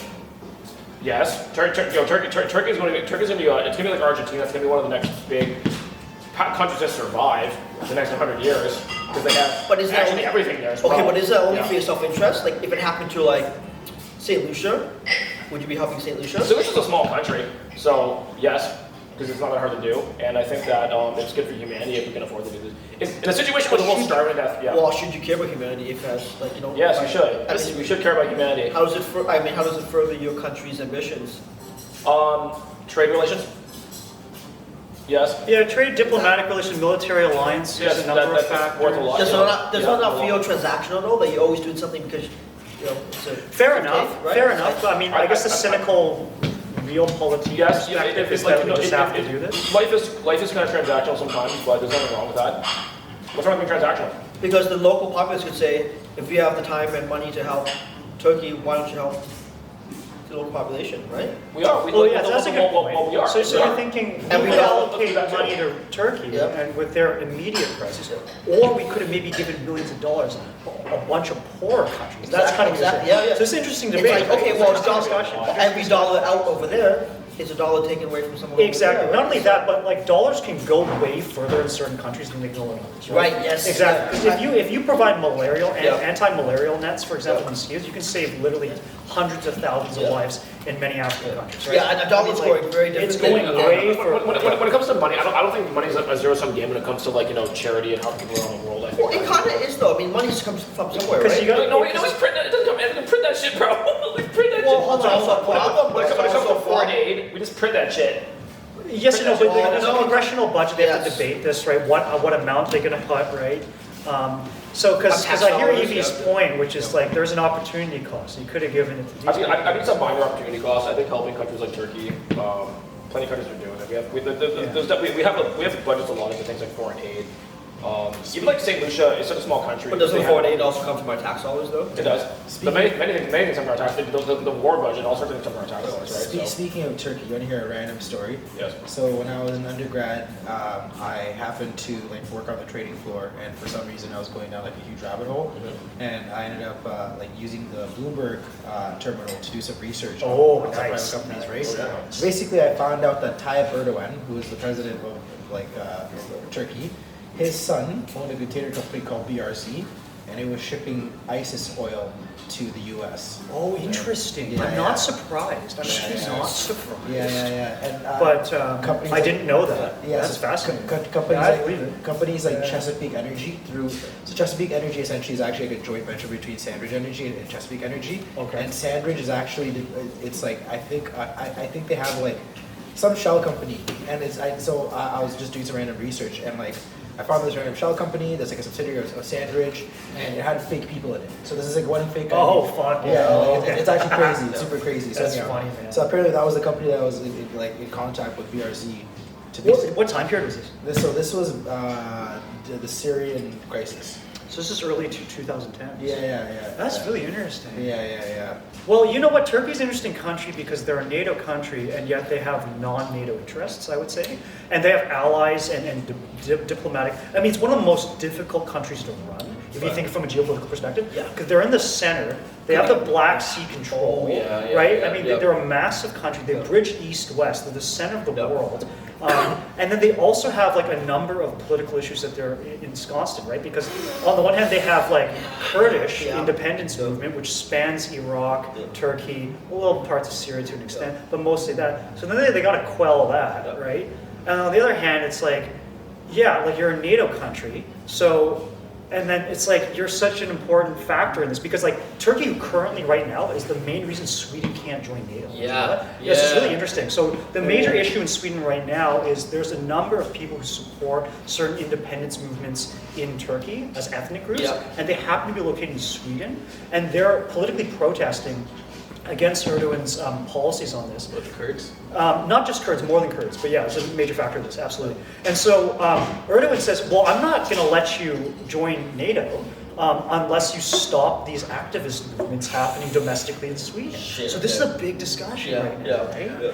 And it makes you think, like, you know, things you take for granted, like, that you can do, but all it takes is for, like, grassroots activist movements on, like, one issue that's like having your country to like derail a whole geopolitical process, right? Because if Sweden's not part of NATO, like I support Sweden joining NATO, I support Finland joining NATO, I support people like countries' rights to apply for NATO, right? Because a small PR problem can turn into a very big one with a very vocal minority, right? Exactly. You might say, okay, maybe it only affects 5% of the population in Turkey, but those 5% are really fucking loud, which could potentially sway people in the middle. Exactly. Which makes this that's Erdogan's concern, which is understandable. A very complex but interesting issue. Because it's like, even though it's not within your borders, it kind of is. Yeah.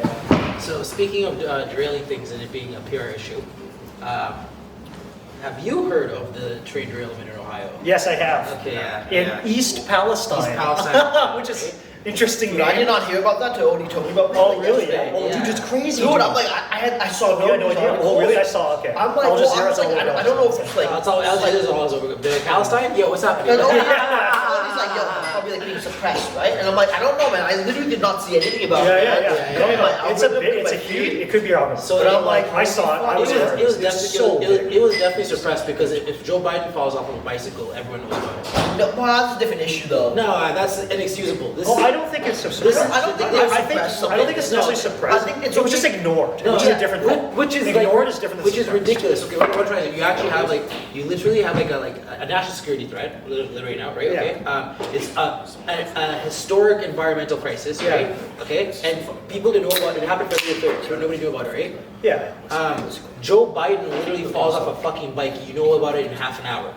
Yeah, to me, that's not evidence of suppression. That's evidence of ignorance. That's evidence of ignoring important issues. I mean, there are many issues that are. That's the thing. There's so many things in the news cycle every day, right? I'm not saying it's not important, but there's like, I mean, there's the balloon, which some people like. say, I fully agree with you that it's downplayed. I fully agree. I agree with you that it's ignored. It's a super important issue. Yeah. I don't think there's enough evidence to say it's ignored. I just think that the national news syndicates are completely invalidated at this point now. Strong claim. So walk me through this. They have zero value anymore. And I'll go back to exactly what I said. Joe Biden falls on a bicycle. Everyone knows about it in half an hour. One of the greatest environmental disasters to happen in the U.S. Some people are equating this to Chernobyl of America. Yeah. No one knows about it for 2 fucking weeks, and we're talking about fucking balloons. By the way, did you know some of the balloons that were shot down by literally Sidewinder missiles were like random weather balloons by like citizens? Some of them were. Like a handbrake. Yeah. Meanwhile, one of the greatest environmental disasters happened in North America. Literally, I think the news is starting to come out. I've seen it more in mainstream news over time. I just think this is there's no way you can actually rationalize this happening from news perspective. It's a huge story. It's super entertaining, and it's pertinent to your customers. Yeah. Good Right? So it's like this is easily a story that should have been like. No, but I can understand if they, not that they ignored it, but the fact is there are a lot of things in the news, man. So I think it was suppressed. Like, the reason why I think it was you do have to Okay, fair enough. So the reason why I think it was the reason why I think it was suppressed, right? It's a crown royal then. You want to use Odie? I'm looking for it. I'm gonna have some. No, because for some folks, like some folks really just might want more coverage of like, you know, of the balloon of Chinese news, of like xenophobia, you know, xenophobia. Taiwan, Ukraine crisis. It's like, yeah, there's a lot of things in the news, man. There's a lot of things, right? It's like Guys, I think I'm sorry. You guys are doing mental backflips. no, I don't agree. I think there's honestly, it's okay to have.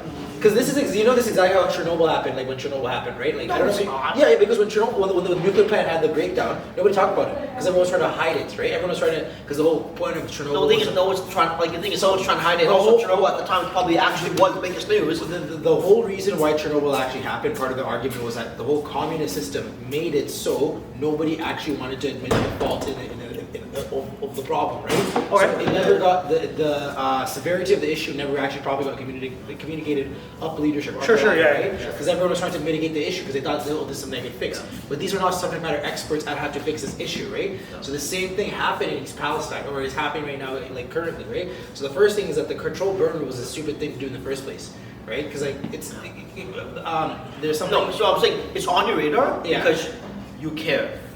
The other 200 million Americans, what did they care about the past 2 weeks? The fucking Super Bowl. Do you care about getting They care cancer? about. They care.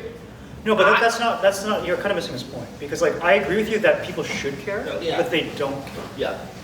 That's not. I don't think that's true. I think people really do care. I think it literally was suppressed, right? And the reason why I think it was suppressed is because the majority funders are advertisers of the national syndicated news agencies, right? Those funders or those advertisers, or rather, whatever, have a financial stake in the railways and the actual train company itself. Okay. Yeah. I can see it being so. I disagree because I can see it being derailed because if I'm an advertiser, if I'm let's say Procter & Gamble, and I just spent $10 million for this upcoming Sunday's ad, I don't give a shit about the derailment. I want to make sure my ad gets seen. And maybe I might have some ulterior motive to work with other advertisers to be like, yo, like I know this is going on, but also make sure the Super Bowl is all eyes on my ads this weekend, right? Because so I don't think it was suppressed. I think it really, like, Occam's razor. It could really, honestly, just been overlooked because like there are a lot of competing news stories, and depending on the audience, what do they care about? What was happening last week? Fucking Grammys? Yeah. The Grammys. Or Grammys, yeah, that's a big one. Grammys, Super Bowl, and say what you will about these like cultural events. Unfortunately, these cultural events also take up a lot of advertising dollars, eyeballs, all that. And it's not an insignificant amount, man. Like one Super Bowl ad was $7 million for 30 seconds. Yeah.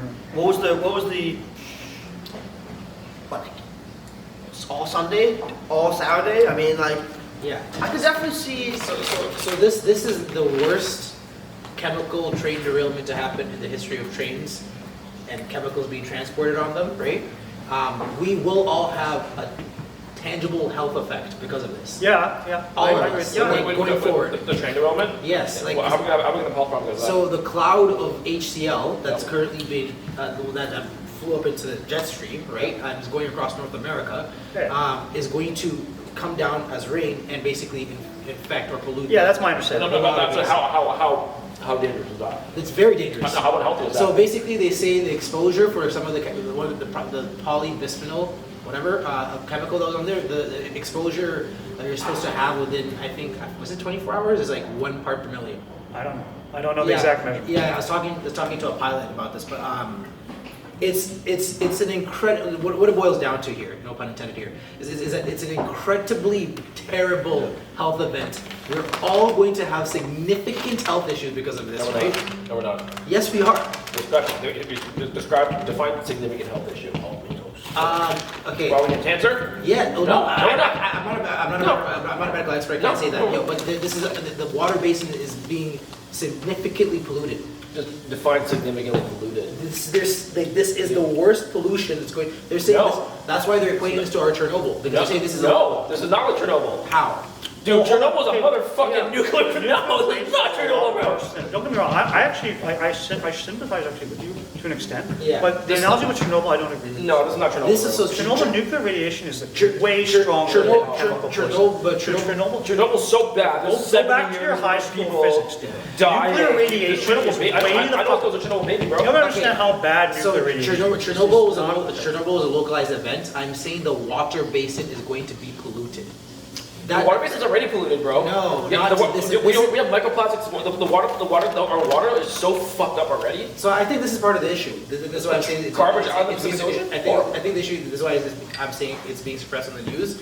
Is that I'm having a hard time expressing to people the significance of how bad this event was, and it was an incredibly bad event. It's not that bad. I agree with you. I actually agree with It's you. not, okay, no, but But fine, I- bad, how bad? We get cancer, I'm gonna die. But I also No. see his concern. Like, yeah, you have to say a bit more. It's not Walk that us bad. through this. It's not that bad. Because I haven't been reading as much about it. I haven't been reading as much about it. Talk about But- it. but- Did you have you heard about the animals dying so far already, or like?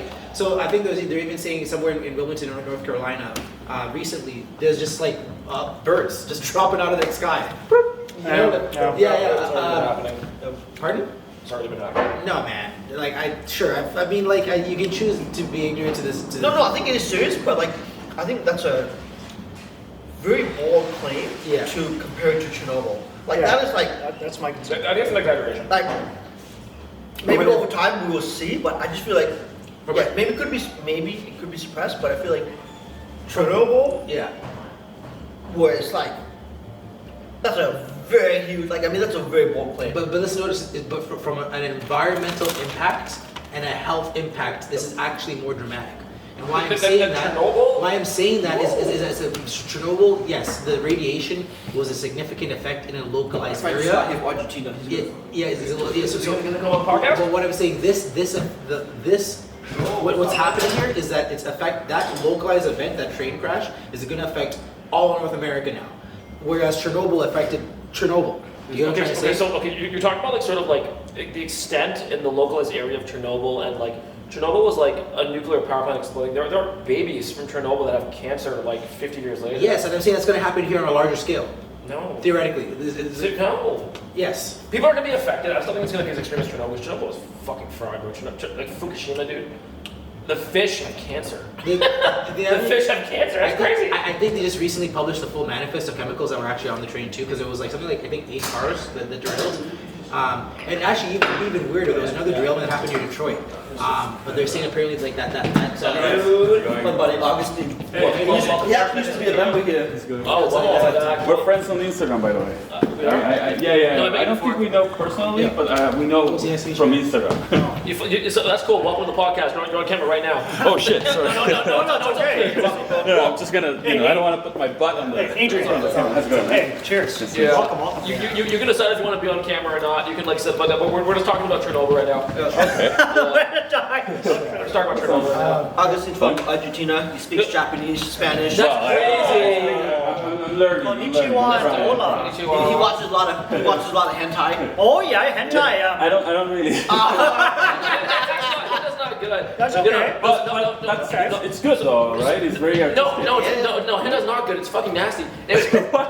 the tentacle board. It wasn't artistic. It's just fucking gross. You know, so we were talking about how Argentina is going to be like one of the next surviving countries in the next 100 years because they have all the resources there and the infrastructure and like, I guess we have some political problems right now, but it's going to be one of the countries in the future that's going to be able to sort of build the infrastructure to harness its natural resources to be able to survive the next 100 years. The thing is, the Argentine population is very educated. I heard that it's like, out of all like the nations in South America, they have the highest university education rate, right? It's pretty. We have pretty universities. I don't trust Well, that's EPA. great. Yeah. They also said the air safety should be breathed after that. EPA's had so many issues. The EPA has been Adrian, we're talking about the whole trade derailment. Okay. Right. Okay. So Did you hear about it?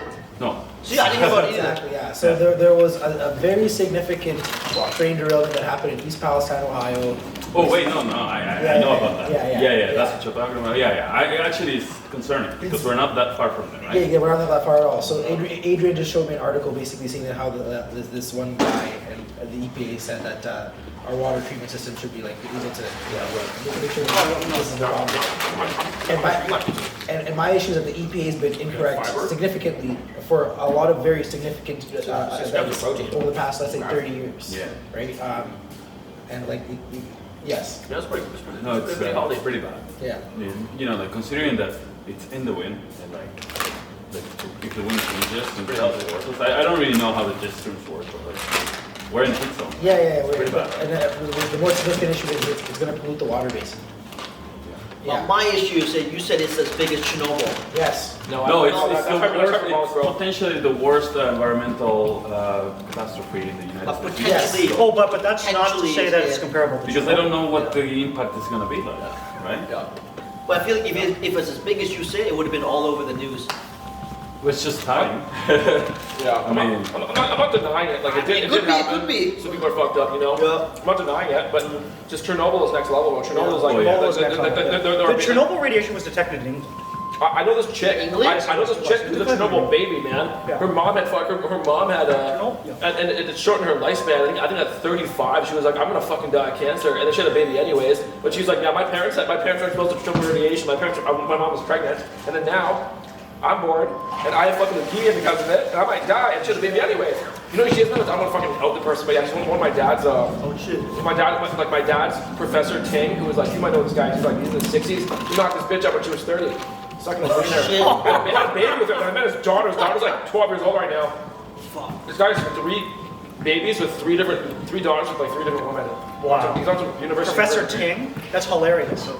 That's hilarious. He's also Professor Chad shit. Professor Chad. He's a nasty hoe, man. So top of That guy's a nasty hoe. the one thing we talked about earlier is freedom of speech necessary? No, Well. fuck that. Put everyone in jail, bro. you know, I work for a VPN. Yes. You work for Freedom, right? You work for VPN? What do you work for? You work for Nord? Windscribe. Okay. Oh, I'm not familiar. No. I know Proton Mail. I recently bought Nord because I'm torrenting. People are getting me shit for So that. does freedom of speech translate to freedom in the economy, in business? I don't know. Does it? Is it necessary for countries? Look at Singapore. Singapore is very successful. Very limited freedom of speech. Sorry, what? Oh, no, you know what? No, I'm not sure that's true. It's like somewhat limited freedom of speech, but Singapore is still a. No, I think It's still- I think it's still quite a- bad. I think it's quite bad. It's not China level. It's not Russia level. It's No, not. actually, I think it What kind about the of is. Nordic countries, right? Norway, Sweden, you know, they're like kind of like the standards of freedom of speech. Yeah, I agree with Really? that. Yeah, I agree with that. I agree with that. Yeah. You know what's surprisingly I mean, good for freedom in of terms speech? of like at least, sorry. Oh, no, it's okay. In terms of Yeah. internet censorship and Yeah. internet freedom, Yeah. Yeah, they're doing an pretty example. good. I agree with that. Fantastic. They're not perfect, but they're doing There's good. always, yeah. I was just going to say, a surprising country that's actually doing quite well, according to number of metrics, is Jamaica. Jamaica. Yeah, surprisingly, because they have a radio culture. Oh yeah. Yeah, they do. Really? Yes, yes, they do. Interesting. Yeah. A lot of people are still using radios, and because of radio frequencies are easy to do your own equivalent of like pirate radio, like guerrilla radio. Oh yeah. It's actually a lot easier for people to do freedom of speech. They can just say whatever the fuck they want. through radio. Actually, did you know that Cuba has something like a very similar system network that I didn't know. for the internet? I didn't know. Oh, Yeah. So how does Cuban internet work? I don't know. It's kind of so there's the I guess the internet government internet Yeah. that's regulated by the government, and then they have kind of like a sub network. Local net. Yeah. Intranet. Yo, and it's all literally, Very cool, it's like wired between people's Yes. houses. Interesting. Like I a love fucking that. man That's network? Yeah. Yo, LAN parties all day, man. Cubans are very ingenuitive people, right? So they figured out ways to obviously like live life despite like living in a car. That's really interesting. Yeah, it started kind of like a gaming thing, and then it moved into like a subculture, like I didn't know. Wasn't there a similar? Wasn't there a similar thing in Brazil too? Something like, there was something about like I could be completely wrong, but there's something some story about like some kid that set or some group of people that were setting up like some IT infrastructure in the favelas. I'm not aware of it, but like I wouldn't be surprised. Yeah, yeah. It's like, you know, like the information is out there. Right? Yeah, yeah. If they did it, you know, like it's not gonna take long to go. Yeah. And like when I was like teenager, we built a small, you know, radio network. Me and my buddies. Yeah. With each other. That's That was cool. kind of like my That's first super network cool. experience was basically that. Yeah. Yeah. Yeah, so I'm gonna change the pace real quickly. So I have a friend, and like every now and then, like she had like a significant breakup, and like she feels like pretty distraught about it and whatnot, right? So she was telling me like stories about the breakup, and I was feeling bad about her. And then today, she's like telling me like, oh, he did like her ex did something. I actually had a couple of drinks. And, like, It's all good. I have to wake up early tomorrow, so I'm just saying. Oh, it's okay. No, thanks. No, it's all good. This is a casual podcast. We're saying that. I'm gonna Casual. come back if you don't. Yeah. Are you guys gonna do it here from now on, or are you gonna still do it? In Change the location sometimes. You know, this is actually pretty nice. This is very comfortable. We can rotate. I really like the setup. Like, Yeah. You guys do that. This feels pro. Like people pay big bucks to like have a space this big, to have like big. My living room is way smaller than that, so just be able to have comfortably sit everyone. This is actually pretty sick. Like we can rotate here if we want. You know, because like we do it at our place a lot too. That place is a real fucking dungeon, and it's nice to rotate. And plus, like I have a membership here and stuff like that. And I haven't used my I have like 2 credits a month. I haven't used any of my credits, so it's using my credits on shit like that. And it's nice to be here and a little more central. You know, more space. So I'll do the finished story. It's okay. So yeah, I was talking to this girl. She's always complaining about her ex. I felt bad for her, and like as in the story that she told me. And then today, she's like, he did something that really triggered me. And I'm like, oh, what did he do? She sends me this photo, right? And apparently, like, there was a photo of the 2 of them, and then like he photoshopped her out of the photo in the second one. It's a really good like Photoshop job too. And I was just like, yo, what did you do to him? Because I was like, yeah, I was on your side this whole time, but I'm like, at what point do you get so upset that you have to like either develop Photoshop skills or pay to have a photo where you just completely delete her out of the photo? Honestly, it was the funniest thing. Maybe he thought he looked good in the photo, but he just didn't want her in the photo. Yeah, for dating. I do that sometimes. Yeah. I'm like fucking married, right? So I'm just like, yo, sometimes I just look better than her, and I'm like, yo, bitch, get out my photo. Yeah. Bitch, get out my photo. Bitch, get out my phone. You don't have, like, sometimes you gotta love yourself, Wait, man. but like I recently find out that iOS, you know, iPhone, Yeah. like allows you to actually just remove somebody from the picture. I didn't know that. What? Yeah, Wait, I how? touched it, and, you know, I was just talking, and then I kept pressing the picture, and then all of a sudden I see that it just cut around, and I'm moving it. No way. In the like the editor? Yeah. No, I mean just grab the picture. Yeah. Put your finger on top of somebody, and you can move it around. It's fucking lit. It's just cuts like automatically. Oh, wow. Like, you're removing it from the picture. That's crazy. That was yeah. I mean, I recently find out. I was like, wow. Yo, I'm curious, Augustin, if you could talk about what it's like to work for a VPN. Like, I think that's super cool. Okay, don't tell me what you're canceled for, but you can talk about VPNs in general. Because I respect anyone working for VPNs. Are so no, seriously, like I have deep respect for people. It's who very, it's a lot of fun to be honest. Yeah, okay. It's very interesting.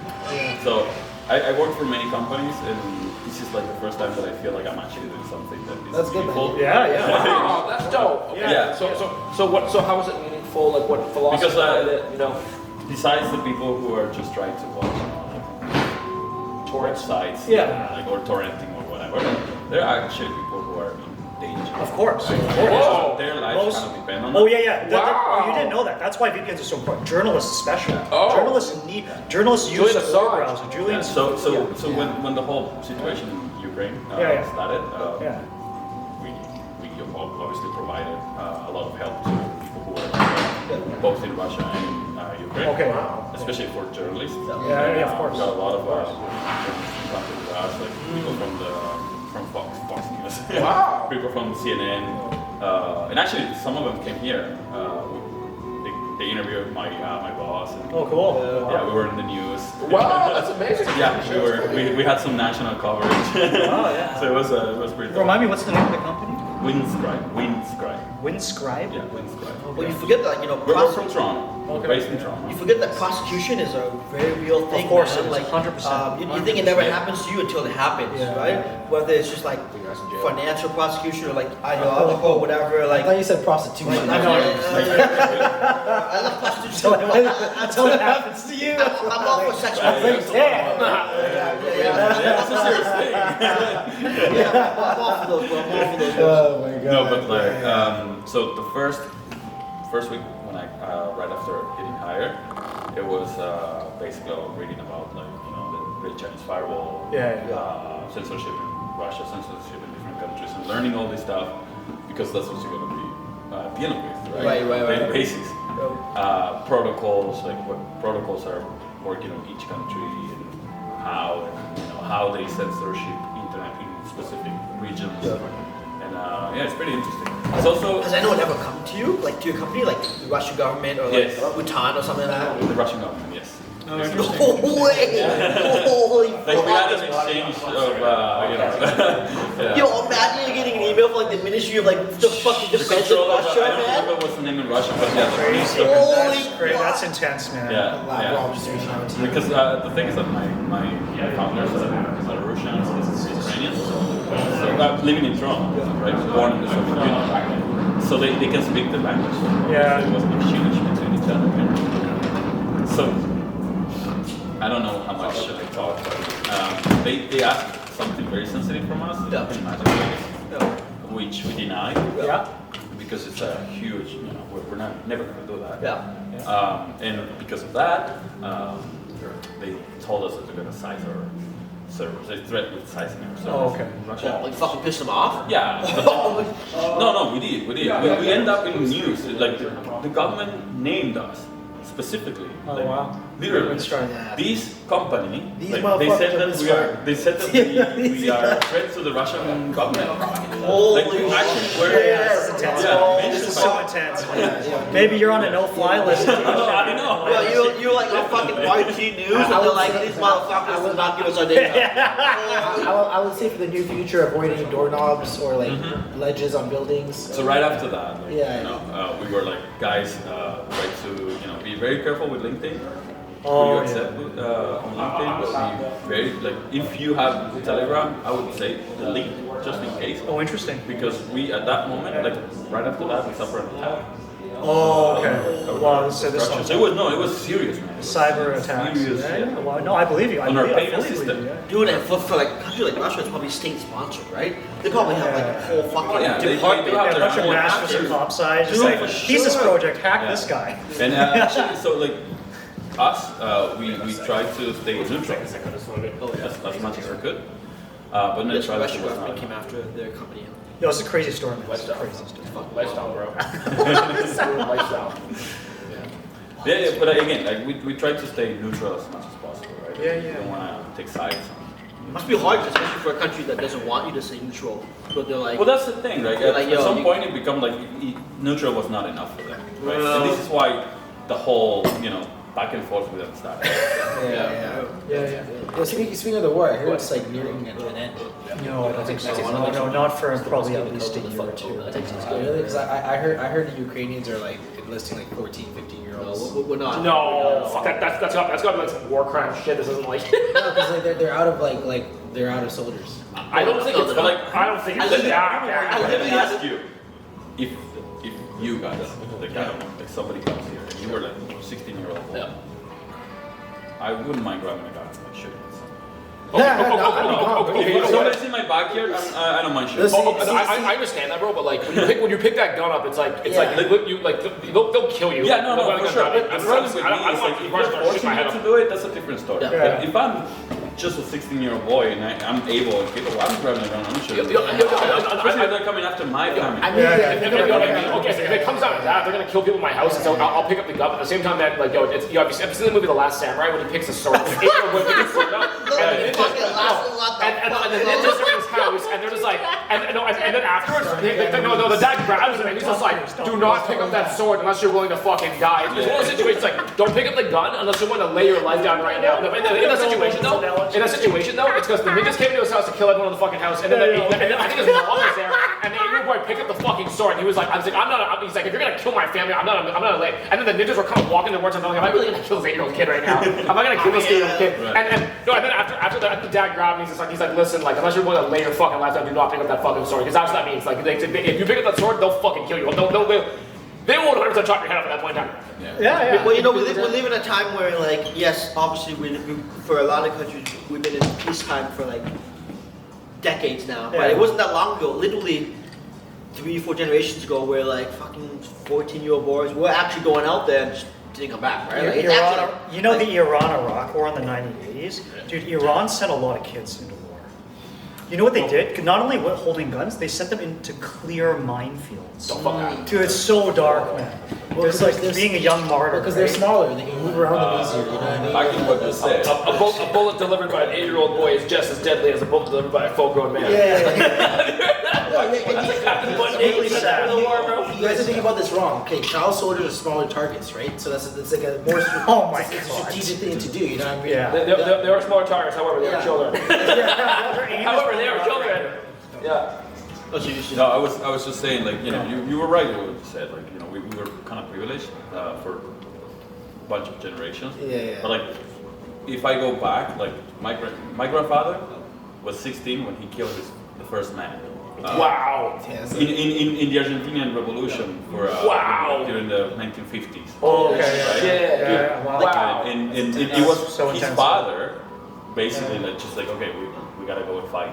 Right? Your dad fought in the 1950s? No, my grandfather. I was going to say, I was a whole shot. That's like almost 7 years ago.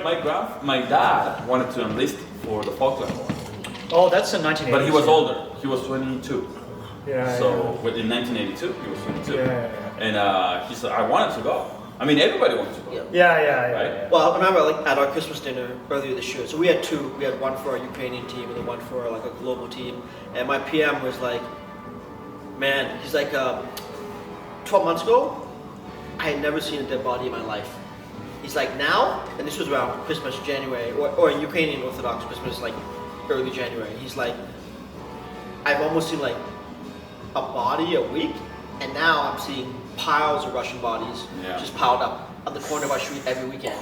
He goes, I'd never seen a body dead in my entire life until this year, and I'm like 35, and now suddenly I see like 100 a week, 200 a week, and like the reason why our government is keeping the bodies and not burning them is because we want to tag them. We want to know how many actual Russian soldiers are dead. Fuck. Whereas other parts where he's like, he said like, I don't know what you've heard in the news, but he said I've heard in other parts of Ukraine, the Russian military is burning the bodies to hide the number of dead. Oh, interesting. So like he said, I can only tell you what I know, but if I had to guesstimate, there's just in his region of Ukraine, he's like, hundreds of Russian, hundreds of Ukrainians every week, but like the scale just keeps going up. You're like, at some point you're going numb to it, right? You're like, it's just a dead body. You're just so used to seeing it, like it's like really fucked up, really fucked up. So what do you think about Seymour Hirsch?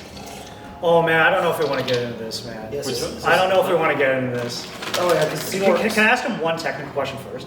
So I have one slightly. It's a kind of. It's not a political. It's a technical question. So because I'm really interested in VPNs, and I'm interested actually in split tunneling. If you know much about split tunneling. I mean. So my question is like, because my understanding of split tunneling, you can do it so that certain apps are within the VPN on this IP address, others are not. Yeah. So my question is, if you know roughly, like, how secure would you say split tunneling is? Is it like quite secure where like I can have like certain apps like all like suppose I'm a journalist and I want to communicate like emails back to my news agency, that's going to be secure, but then I'm on regular Wi-Fi or whatever through like can be anything like you just surfing the net. Is it pretty secure? Would you say split tunneling, or is it like? But what are you trying to do exactly? Because like obviously you're leaking through the apps that you're not Right, going through the exactly. tunnel, right? Yeah. I guess my question is If you understand that, then Yeah. it's pretty secure. So okay. I was just wondering, like, to what extent being Because like successful everything split that tunnel. goes through the tunnel is Yeah. secure. Right. Okay. I see. So I just wasn't sure if split tunnel. Like, let me ask you this: is the quality of the security lower if you split tunnel for certain apps you want secured, as opposed to just running everything through the VPN? Is it slightly, or does it not really make a difference? Like, the technology is pretty good. And like, I would recommend just going everything on the, you know. Right. Oh, okay. Right. I guess your concern is like the sensitive information that you might be Maybe, having on your or- phone or like whatever. Well, Like, I mean, I'm not a tech guy. I don't know. Yeah. I'm just wondering, what about like things like cookies or like other random crap that might be tied to like certain saved settings, or I don't know, something yeah, like like this. it's better not like if it's better to just. Yeah, sure. Like, I was if just you're not curious. so concerned about that, then just like you know. You can Okay, sure. have these. I was just curious, like, because Right. I was just learning about split tunnel. I'm like, this is really amazing, Yeah. like technology. that But we it's have. not. It's not available just- on. For instance, iOS does not really allow you to do that. Right. Yeah, Okay. That's I see. complicated. Because I have an Android. Like, I run. Yeah, Android is. Yeah, I run Proton Mail, if you know Proton Mail. Yeah. So they have a VPN, that's a free Yeah, VPN. yeah, so yeah, I know. I've just been screwing around with the settings, like looking. I was like, hey, Yeah. I can do the split tunnel. I mean, it's secure if you understand that you're going to be leaking information, obviously. Right, yeah. And you accept that, then Yeah. it's secure. Yeah. I mean, on the things that you want to be secure. Right. Okay. Just curious. All right, Odie, if you really want to talk about Nord Stream 2. Yeah, obviously, yeah. It's a You know who wasn't If you really secure? want to. You know who wasn't secure? I want to John Toy. throw something. You know who wasn't What secure? time of John Toy? John Toy fucked up, bro. My friend sent me a picture of the girl that he was smashing, and I said confirm this because this doesn't seem real. Question is, why do men, what's it, 68, still cheat? He had a wife for 40 years, bro. He had a wife for 40 years. I thought, You think he wasn't getting it at home? No, I'll show you a picture of the does girl. it really matter anymore? Does it? I don't know. I'll show you a picture of the He- girl. He's 68. Yeah. He's 68, she was 31. Oh! What he said- I know my great grandfather, like, he used to come home and like my mom was there, you know, my mom. Yeah, apparently this was the girl.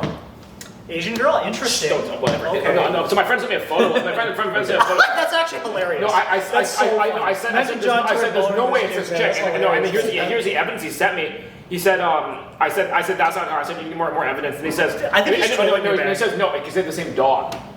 I said that's not fucking. I said that's not evidence. I said that's not fucking evidence. Coincidence? I said that's not fucking. I said that's not hard evidence. But I looked at saw- this bitch. I'm just like, okay, maybe. I saw a blonde chick.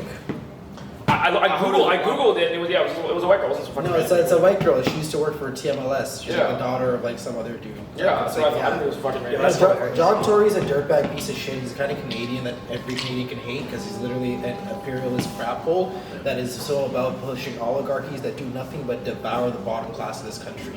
He is the reason why telecom prices are the highest in the world here, right? He is a regressive leader. He has done nothing positive for this city. He is a favorite politician, and I think He's a stable choice. I think he's just the worst type of human being, and I think it's perfectly great that this guy gets the worst thing that can happen to him. The I don't question, know. To be honest, like I've been having a feeling for some time that we're kind of like an autopilot in Canada. Like I don't know who's really running the country, and like now with this guy. Yeah. But like before him, like you know, I had the feeling that he's not even that. Well, that's He doesn't give a fuck about anything. Yeah. There's no leadership. As somebody that's actually like had a bit of a career in politics, not as a politician, but I have campaigned in 5 separate like municipal and federal and provincial campaigns. Right, there is actually a strategy in having people not aware of politics, keeping people essentially like unmotivated and being non-participants. well, they did say the most recent election was like a 39% turnout. That was the lowest turnout ever for. Yeah, because Canadians. I didn't even know this election. To be honest, I didn't know it until 3 days out. Yeah, to be honest, I'm always like, I grew up in Argentina. You know Argentina. Yeah. I'm always like impressed by the tolerance of like fuckery. Like,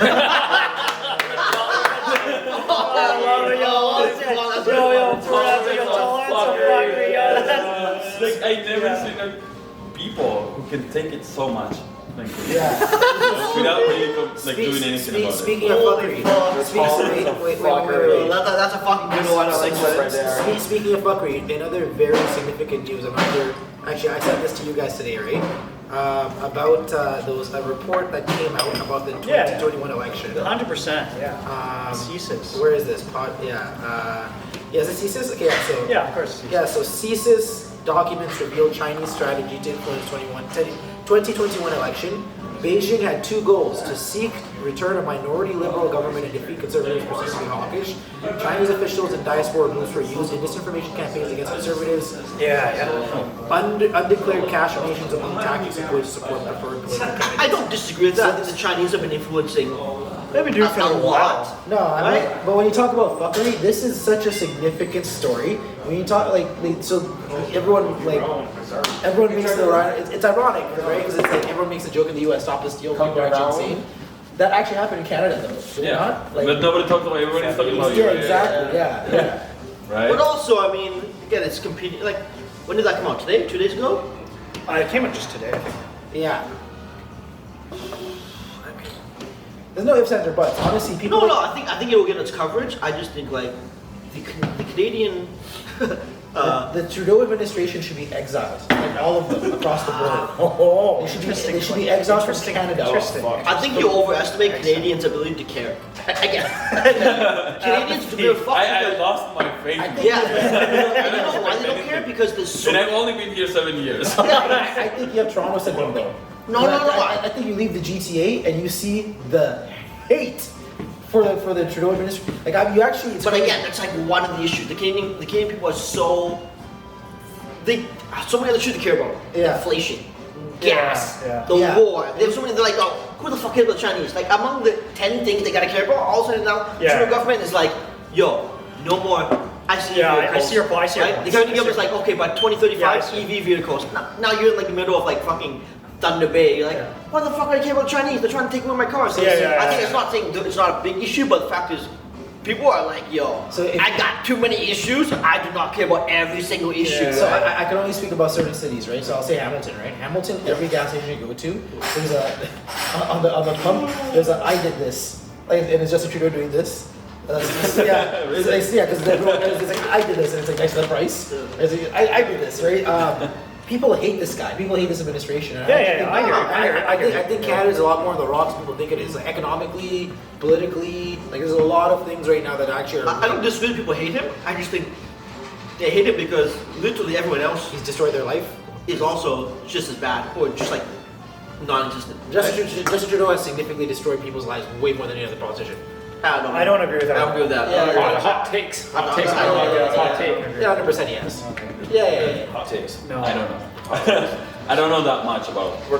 Yeah. We're gonna come on the podcast. I just know. We're gonna disparage Canadian politicians on camera all day long. Justin Trudeau is the Trudeau's maybe the worst thing to happen to Canada in Canadian history. So then what does that say? That's interesting. You haven't. So you even feel that way about Pierre? Except for Margaret, though. She's great.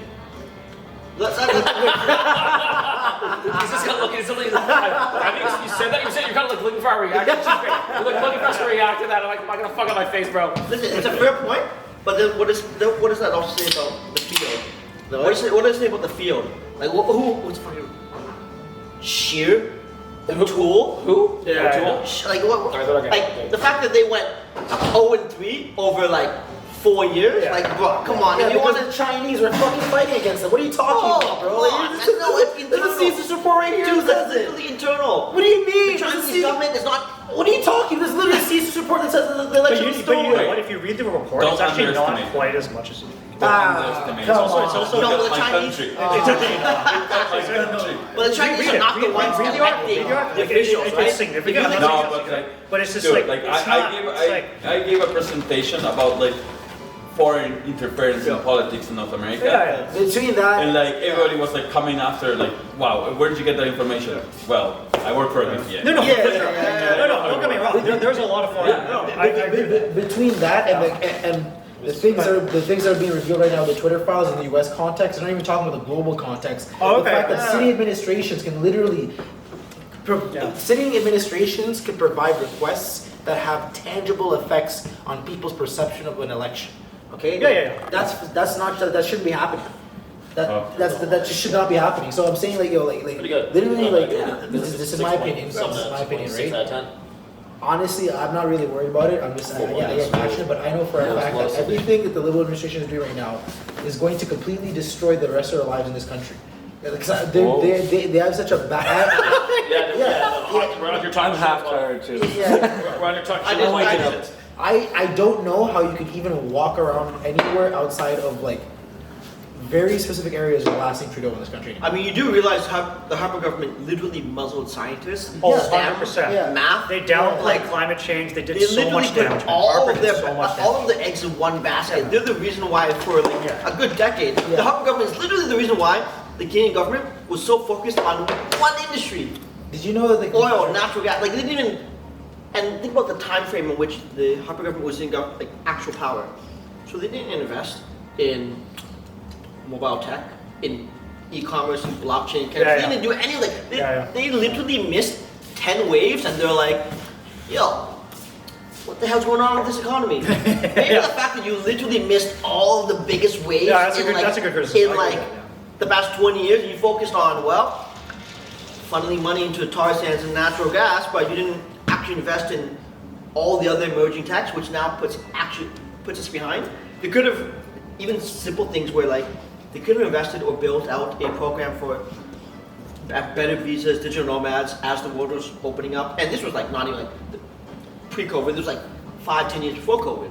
So I think yes, there's fair criticism of Trudeau government, but also it's like, well, the government before that also kind of missed the ball by a long shot, right? I think the failure that happens in a lot of Canadian critiques of government, sitting governments is always, oh, what about themism? And I think that Liberals specifically are so good about that. I'm in terms of saying, well, I know we're fucking up. Someone will ask him, hey, realize the country's on fire. Well, you know, honestly, it started getting warm when the Conservatives were in power. Though.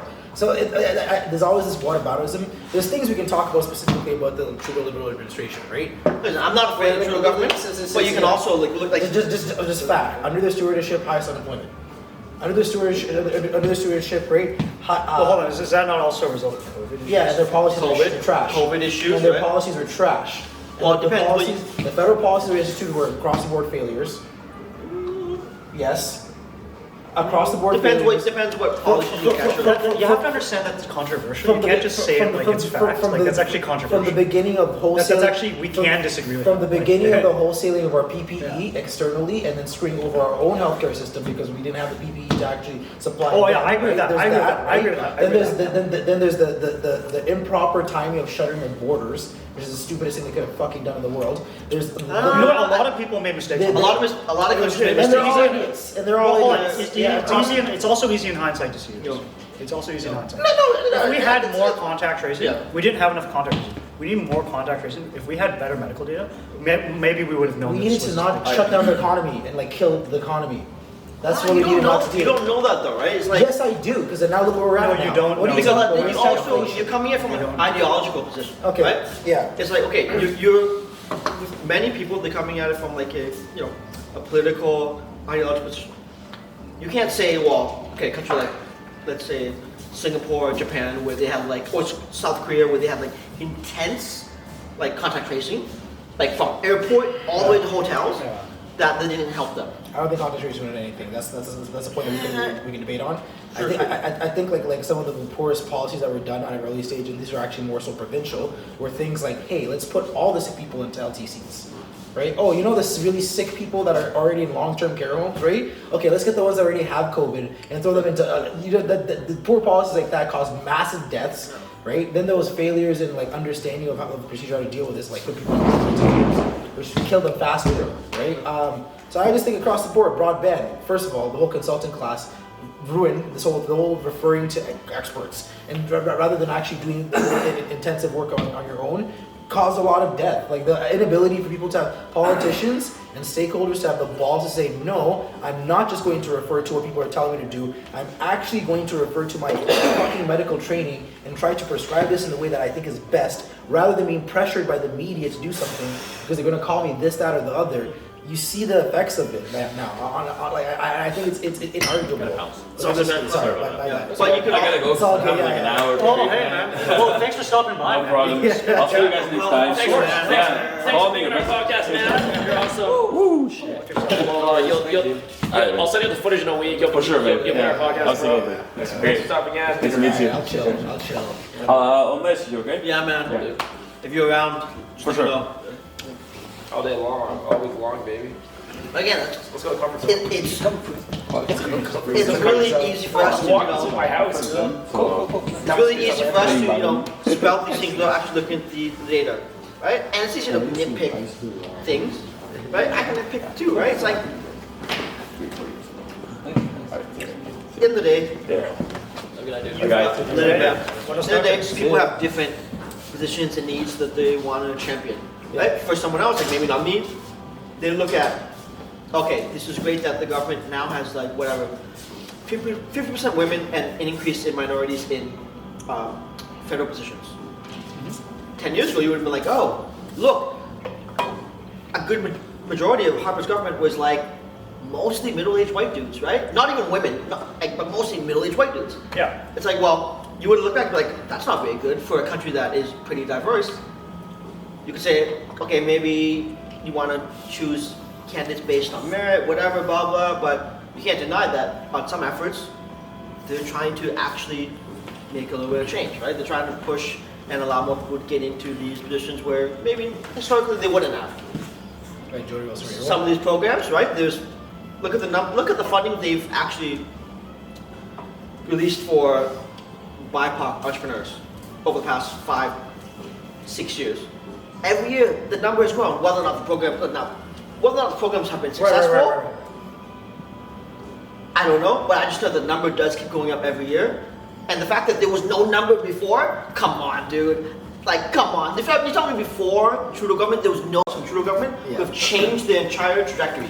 I know women now employ hundreds and hundreds of like people because now the small business or e-commerce store went from like a 2-person shop to 10, 20, 30 people. Where do they employ them?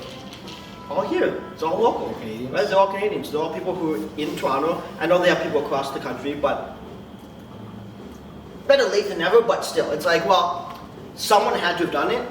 But the fact is, up until the Trudeau government, no one did it, right? It's like, yeah, you can say, oh, yeah, blah, blah, yeah. But the thing is, no one did it. No one actually supported these marginalized groups. No one actually looked into murdered and missing Indigenous women, these groups. I was like, yeah, you could say, like, oh, hindsight, but it's like, come on. Like, Because the federal government knew they were already like underneath these schools. Dude, it's true. It's like, my brother went to public school, my brother didn't learn anything about, like, Indigenous folks.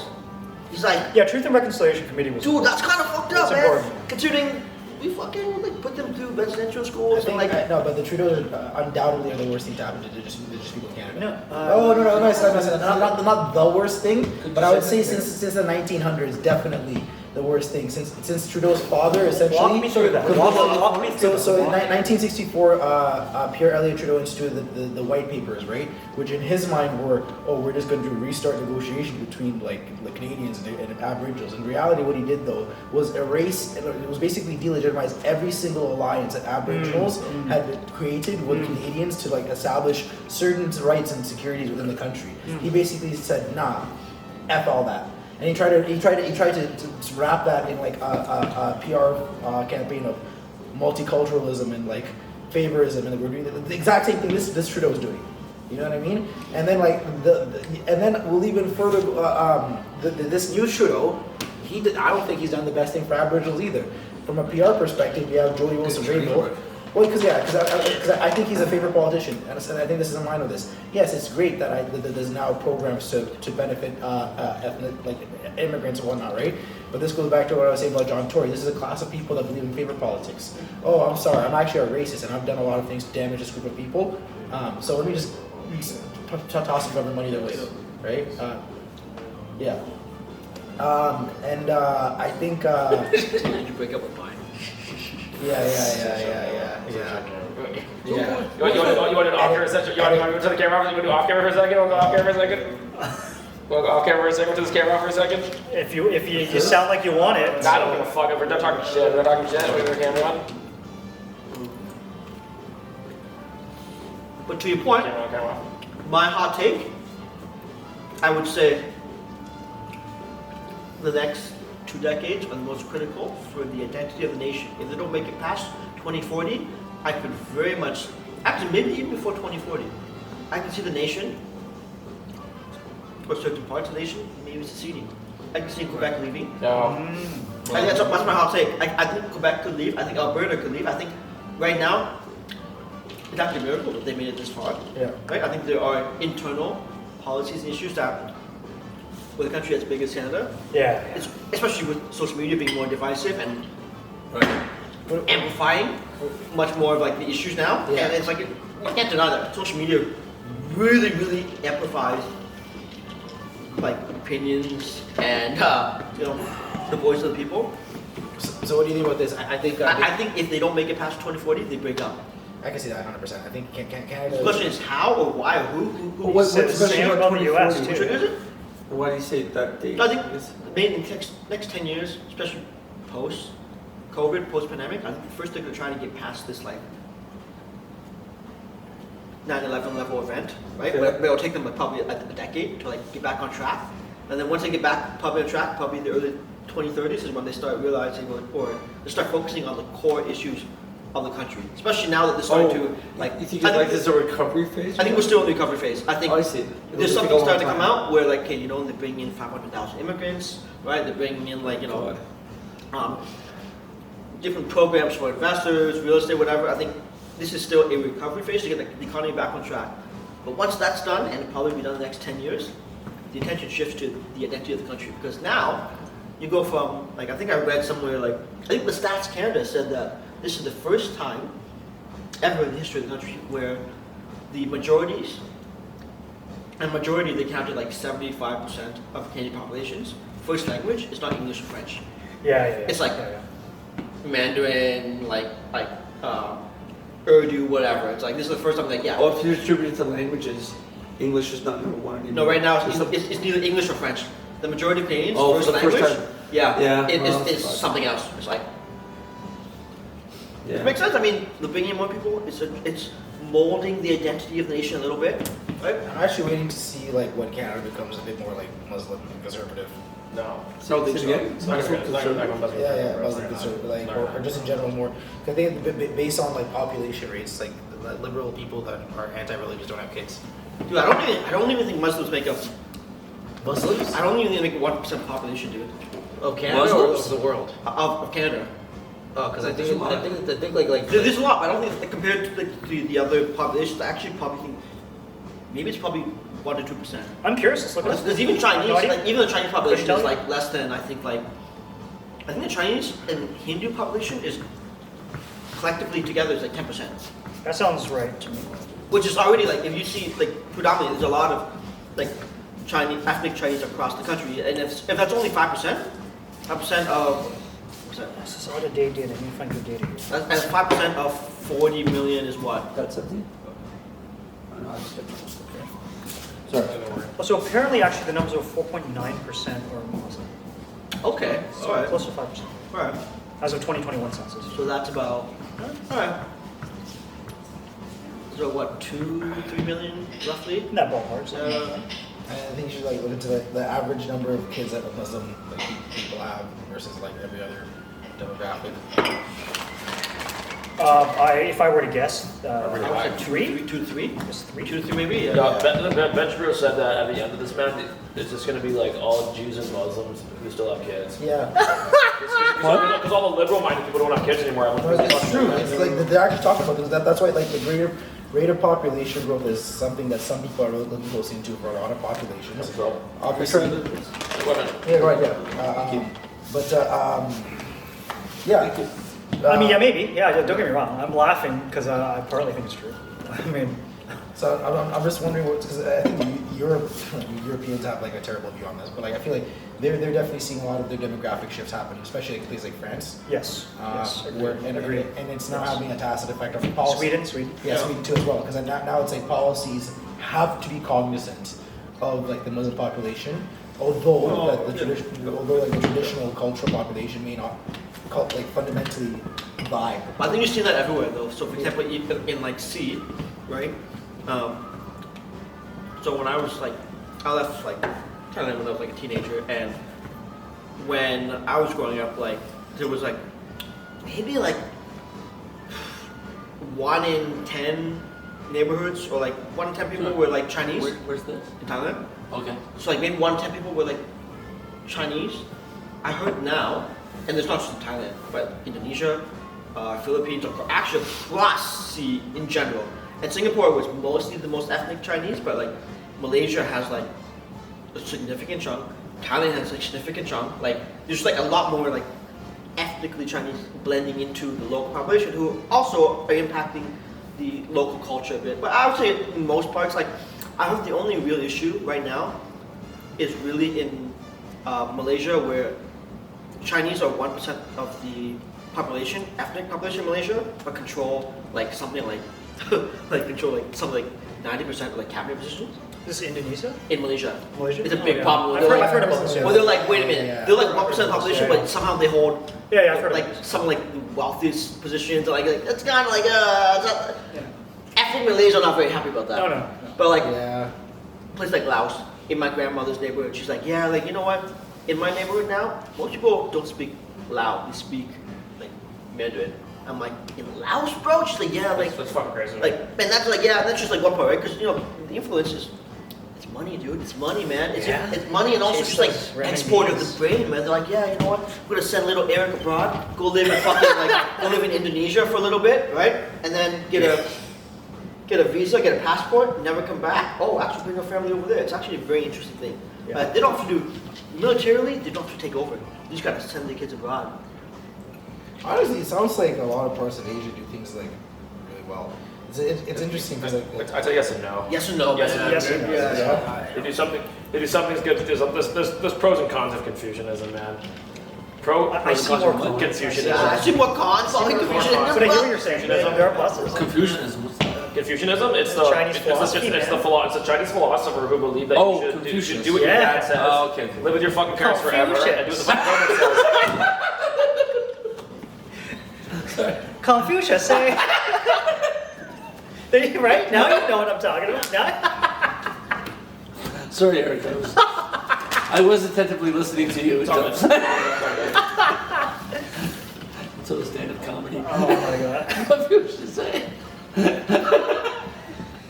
That was perfect. Oh, well, the world's it's a crazy place. It's a crazy place. Lots of stuff going on. That tastes weird. That shit. No, I'm good. Lots of stuff weird. going on. It's weird, the wine? It's No, definitely. the whiskey cola. No. It tastes normal. Just put some ice in it, and it tastes like a good whiskey coke. You know, pretty normal. So I don't know why, but like every like growing up in African households, every house had a Crown Royale, which I found incredibly like hypocritical. Canadian. Because it was a colonization. Carol's Canadian. Carol's Canadian whiskey. It's like the worst token of like reminder of shit. You know what I mean? Yeah. I missed it. What was the Crown Royal. Crown Royal. It's like I don't know why a lot of older Africans drink it. Oh, yeah? Yeah. I see. What do they make that in Canada? Good. I don't know. There's some What's going on here, whiskey Eric? making, What's going on? I'm talking mad shit on my phone. I'm talking mad shit on my phone, bro. I'm violating on my phone right now. Violate. I'm violating on my phone right now. Jeez, man. I don't even want to know what that means, but okay. Just don't touch his phone, man. What'd you say, bro? Should I turn the camera off and do this shit? Should I turn the camera right now? Yeah, what's going on? What's going on? Just turn the camera. Come on, man.